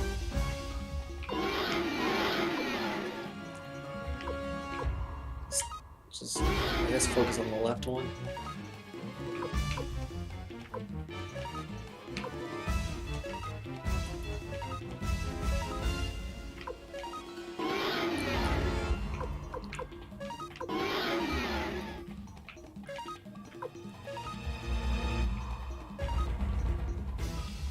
How do you want to look at this? Fog of Deception.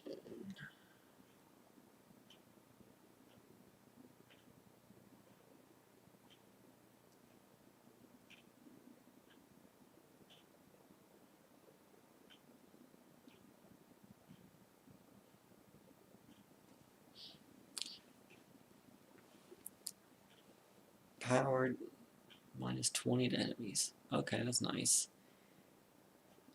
Oh, I see. Water of Kindness completely heals party. Rain of Kindness heals 3,300. And Mother Ocean will remove status and heal. So we'll start with Fog of Deception.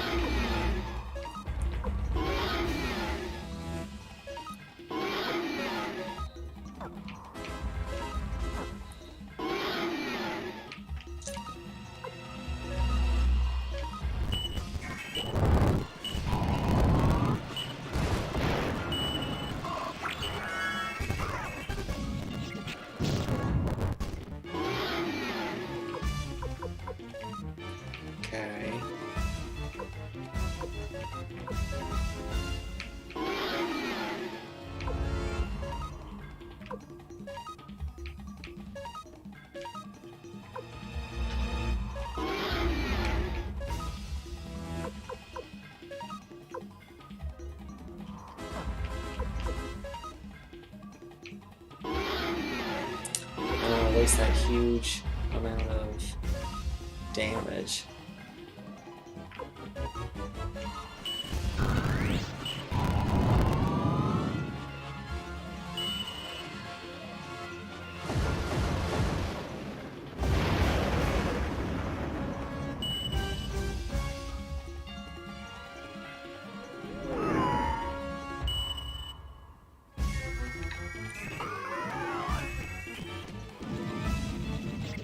And she's good.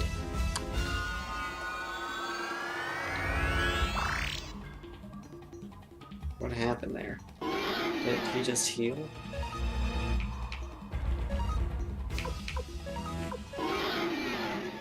I feel like one of these heads should be dead by now.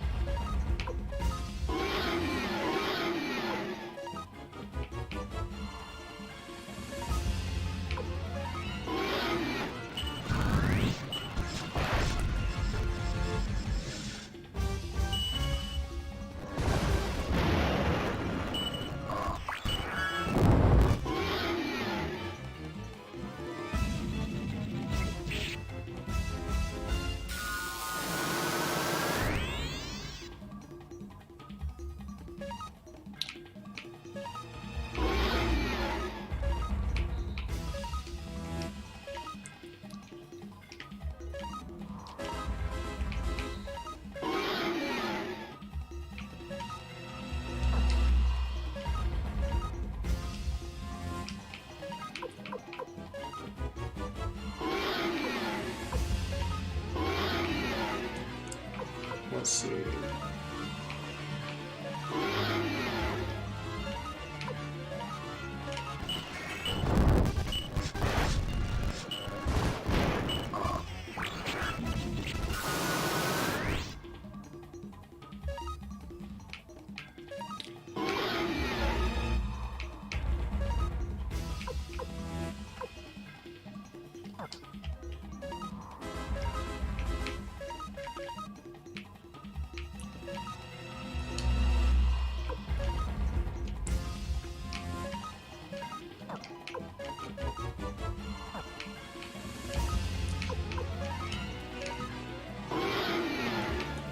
Let's keep her healing.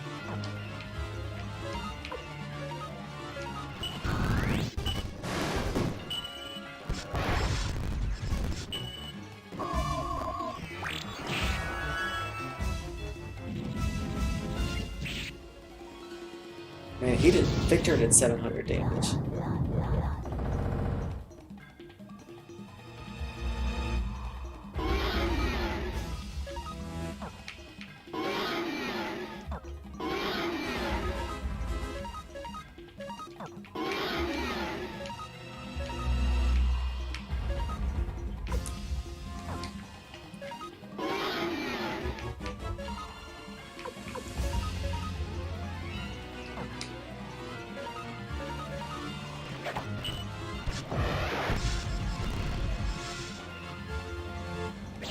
That one's immune to fire.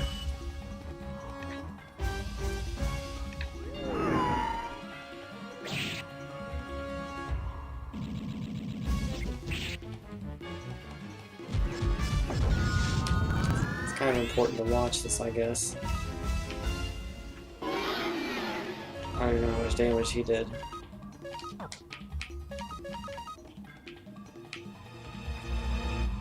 They all might be immune to darkness.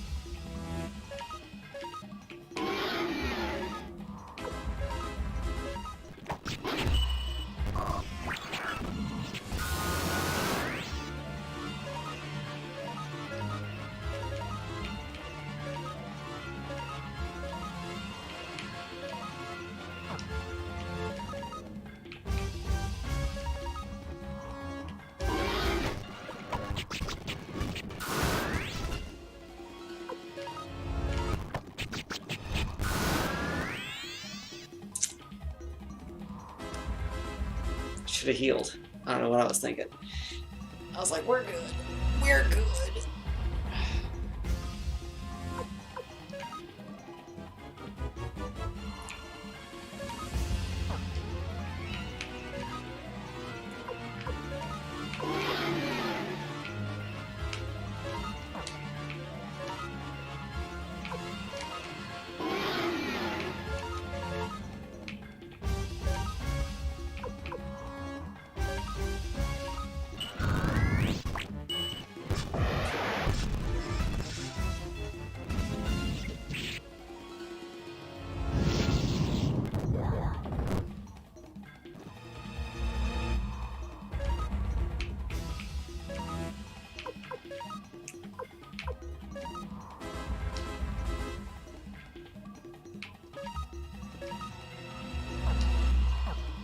We'll attack with him. Let her heal.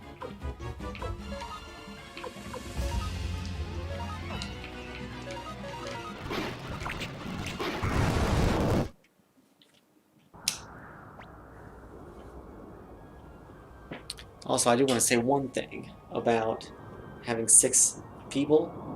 Too many things to do before you know, the turn. Like, you have to put in so many things at once. It's a lot. Like Bravely Default.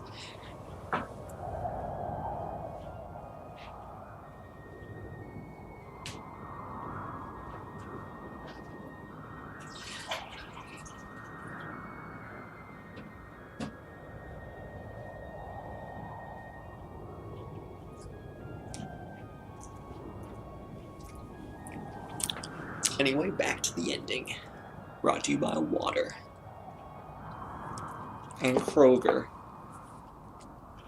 Eat fresh.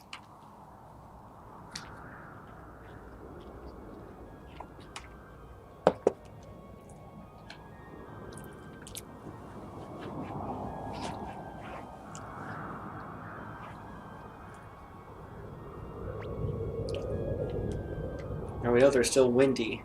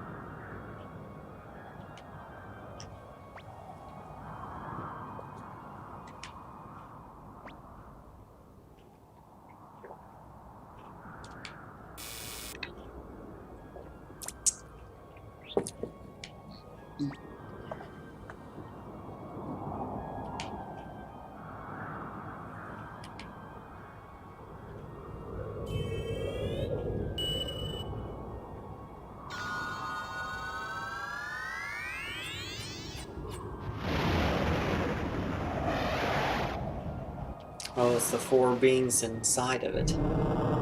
Oh! It's absorbed their souls.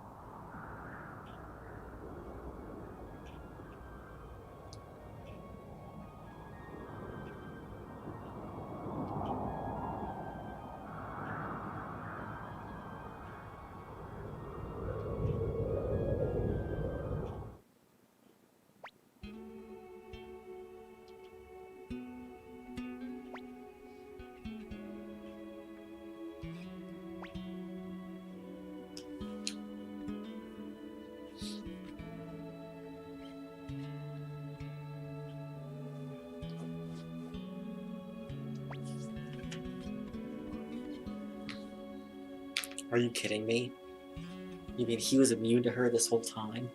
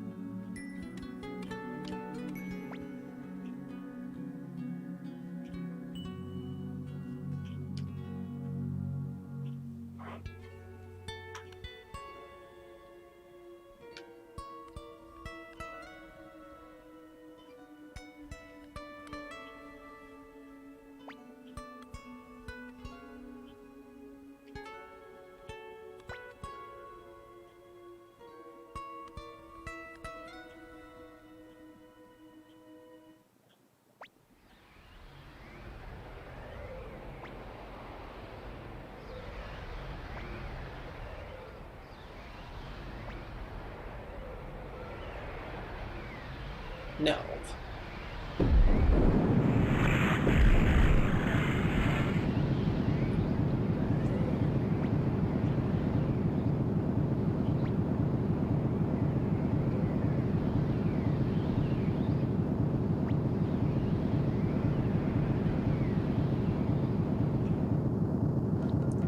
Is that really the end?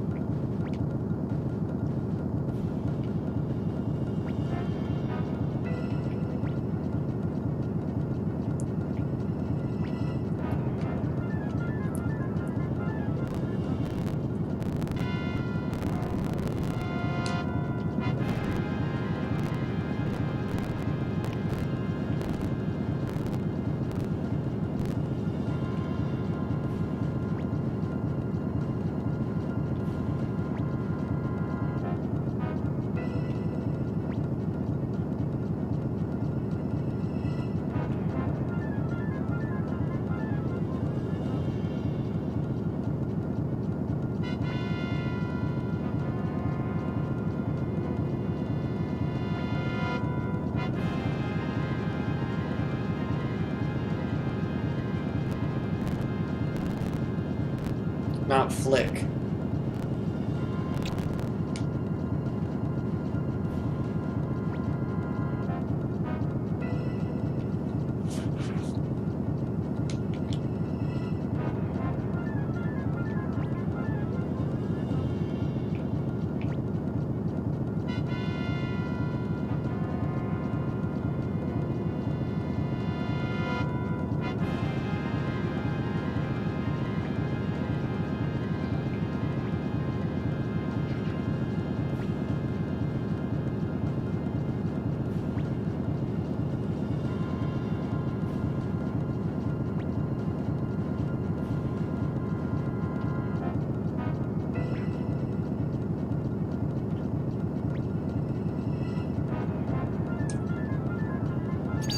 You sure know how to treat a man.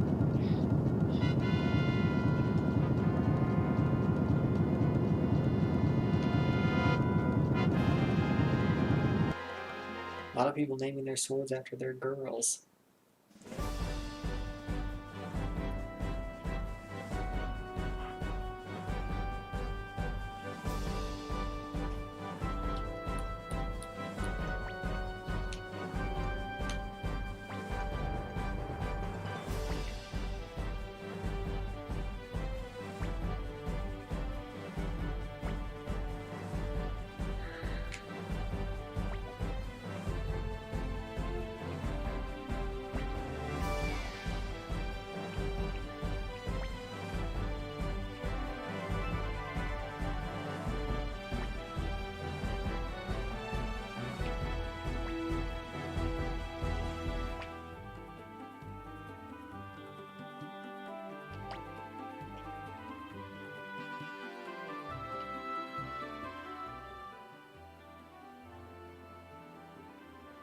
I don't know half those people. Oh no.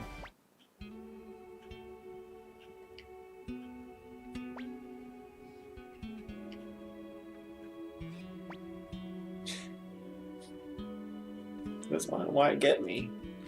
I don't know why.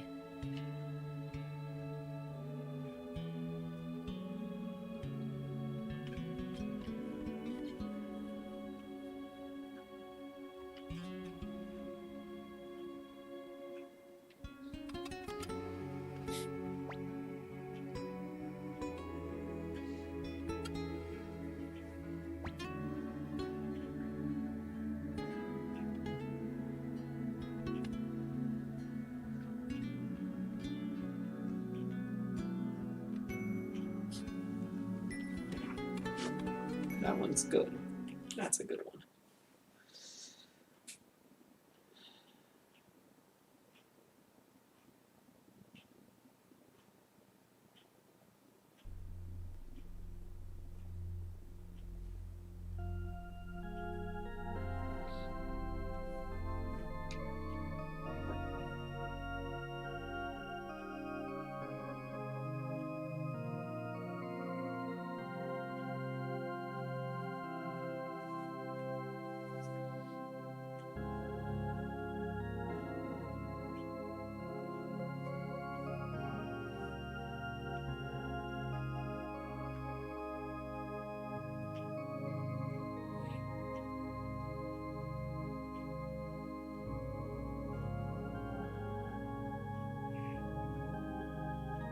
Oh.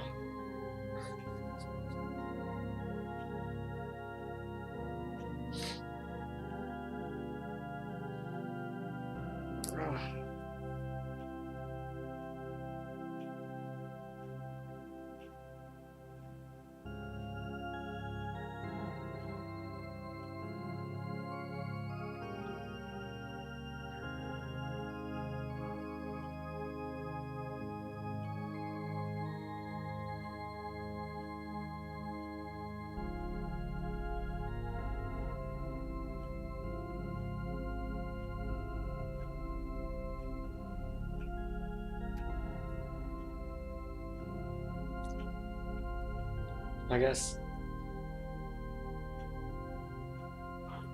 these empty spaces are good.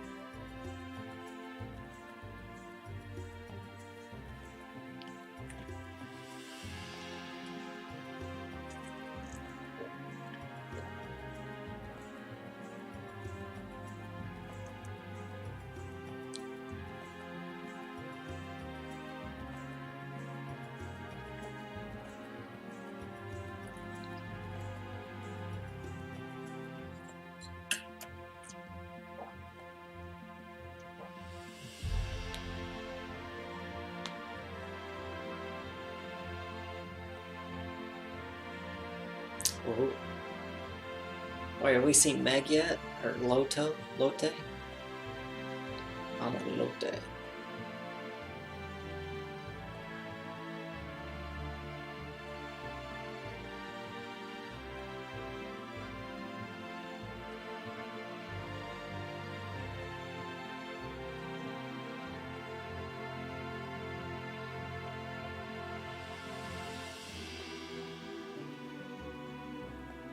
She has a good teleporter, though.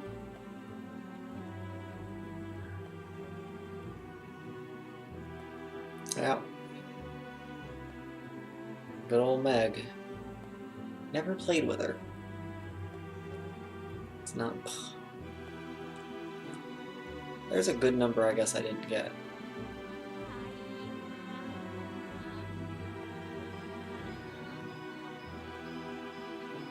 Still loves to gossip. Yeah, that's me. That's me.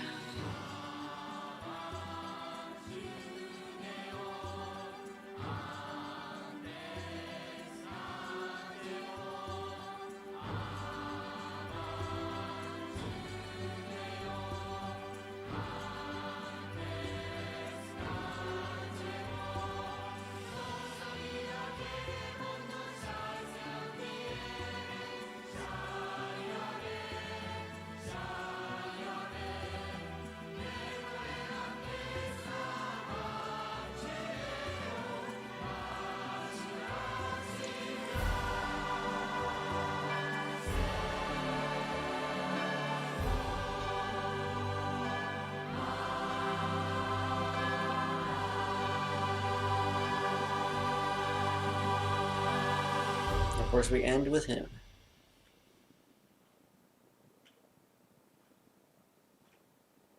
Okay.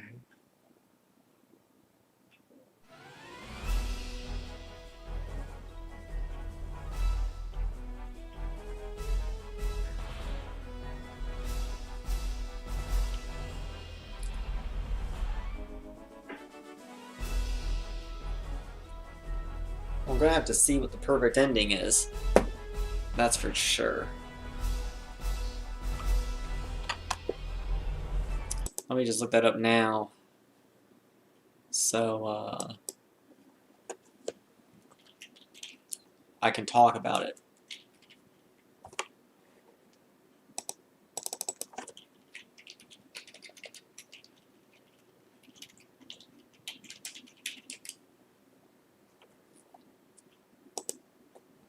Now, you'll be able to hear it, I guess, not see it.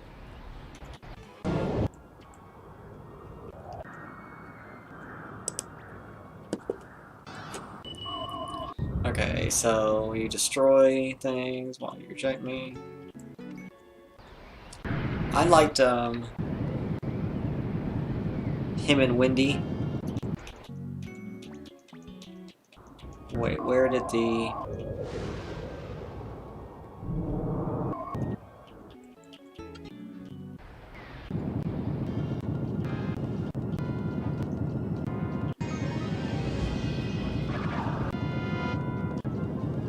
Oh man, there were random battles in that last dungeon. Thank God I should cheat, because that would have pissed me off.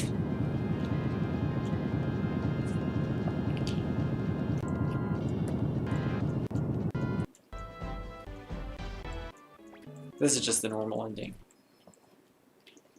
Oh wait, no, there's something different.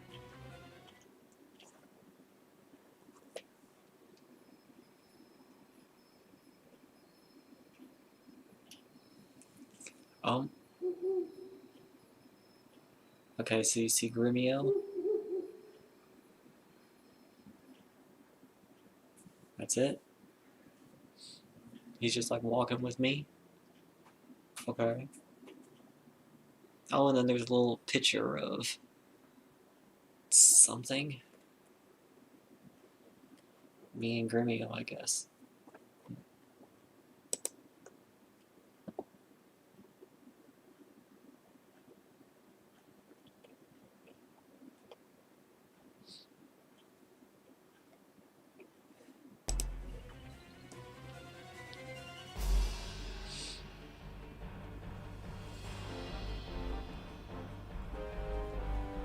Okay, so that's not much.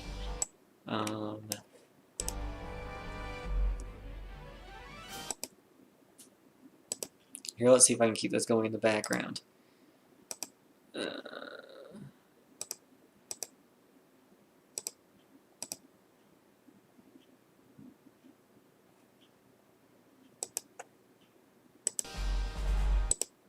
Nope. Nope, nope, nope.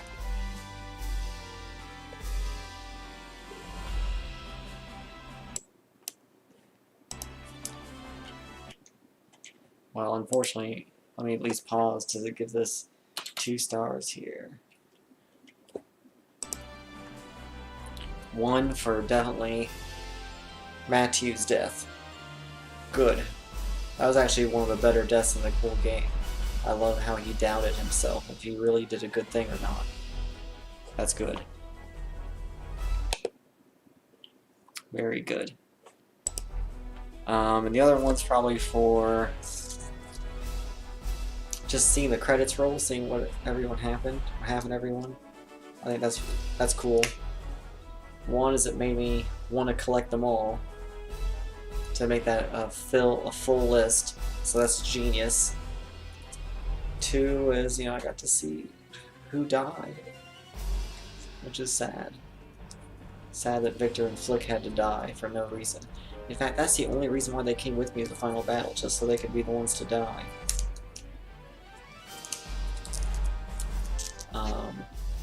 Really, I feel like I have a low bar for good moments there. I thought the final boss was kind of underwhelming. I didn't fight Wendy. Like, what do you mean? You kidding? You gotta be kidding.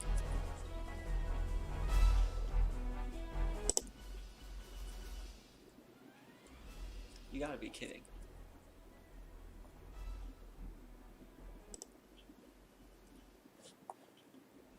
You gotta be kidding.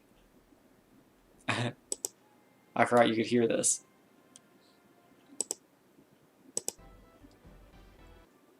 This is just the normal ending. T's death. Good.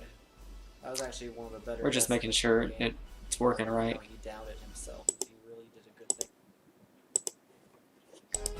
Which is, yeah. Apologies for that, but I've had too many problems with this.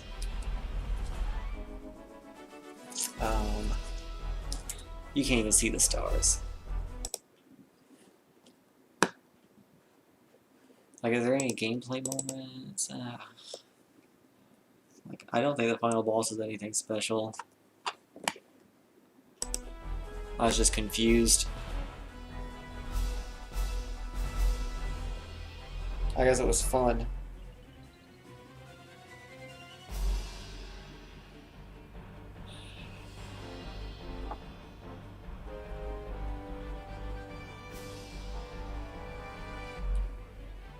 So yeah, I guess the Soul Eater, like, absorbed the souls of those 4 people who died near me. That's what made it get stronger. That's how I got the new abilities each time. And that's cool, but I feel like that didn't really matter at all. And there at the end, it just seemed like a Deus Ex Machina. And I'm surprised we didn't fight Wendy. I definitely expect there to be at least 2 bosses.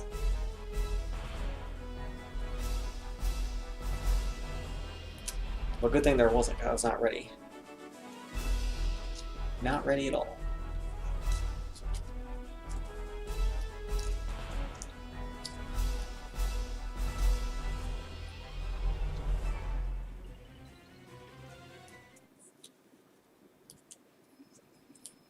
Oh, look at this. Okay, so here's just me. But it would have been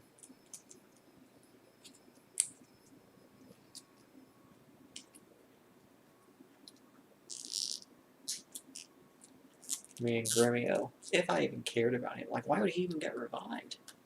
There's no way of saving him, you know? Odessa should... I want Odessa, you know? Or Ted, for God's sake. Ted is the most tragic character in this whole story.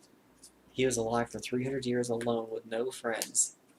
Where he finally got a friend, he had to leave. He couldn't even tell me what he wanted to. I think he was gay for me. And that's okay.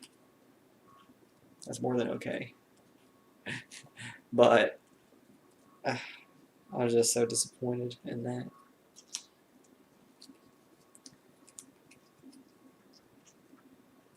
So yeah, overall this gives me kind of Final Fantasy 15 vibes. A lot of good stuff with a bad execution. But in this case it's more understandable, because at least for its time it was pretty good. I mean, I don't think it lives up to like Final Fantasy VI or Chrono Trigger. But,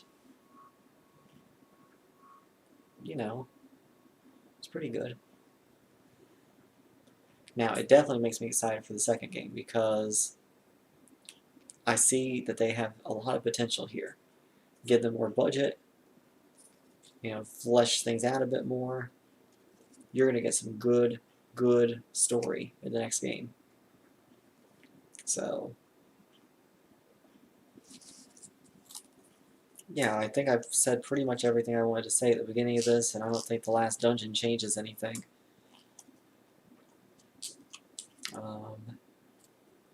I do think the Emperor's death was kind of weird, but overall I just didn't care about it. It's like, eh. Okay, yeah, he loved Wendy. I mean, honestly, he started... all they need to do is explain better, you know? Like, okay, he was in love with Claudia, and then he was in love with Wendy, but he had control over her the whole time. If he didn't want her doing this evil stuff, what evil stuff? What happened? No one talked about that. Like, they were just evil to be evil. And yeah, you know, if you're part of an empire, you're going to have to pay taxes. That's the only bad thing the empire's ever done. So that is what it is. Big gripe is that, you know, Emperor and Daddy didn't have to die. I feel like we saved everyone else. And it was just kind of contrived that Dad had to die just because he's my dad. Maybe he didn't want to get in the way. I don't know.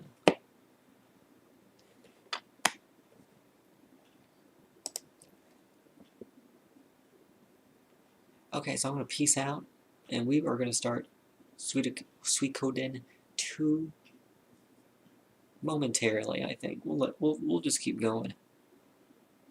Back to back. So, peace out. If you're watching this far, thanks so much. You can email me to get a special code in Rescue Pets, rescuepetsgame@gmail.com. I'll give you a treat.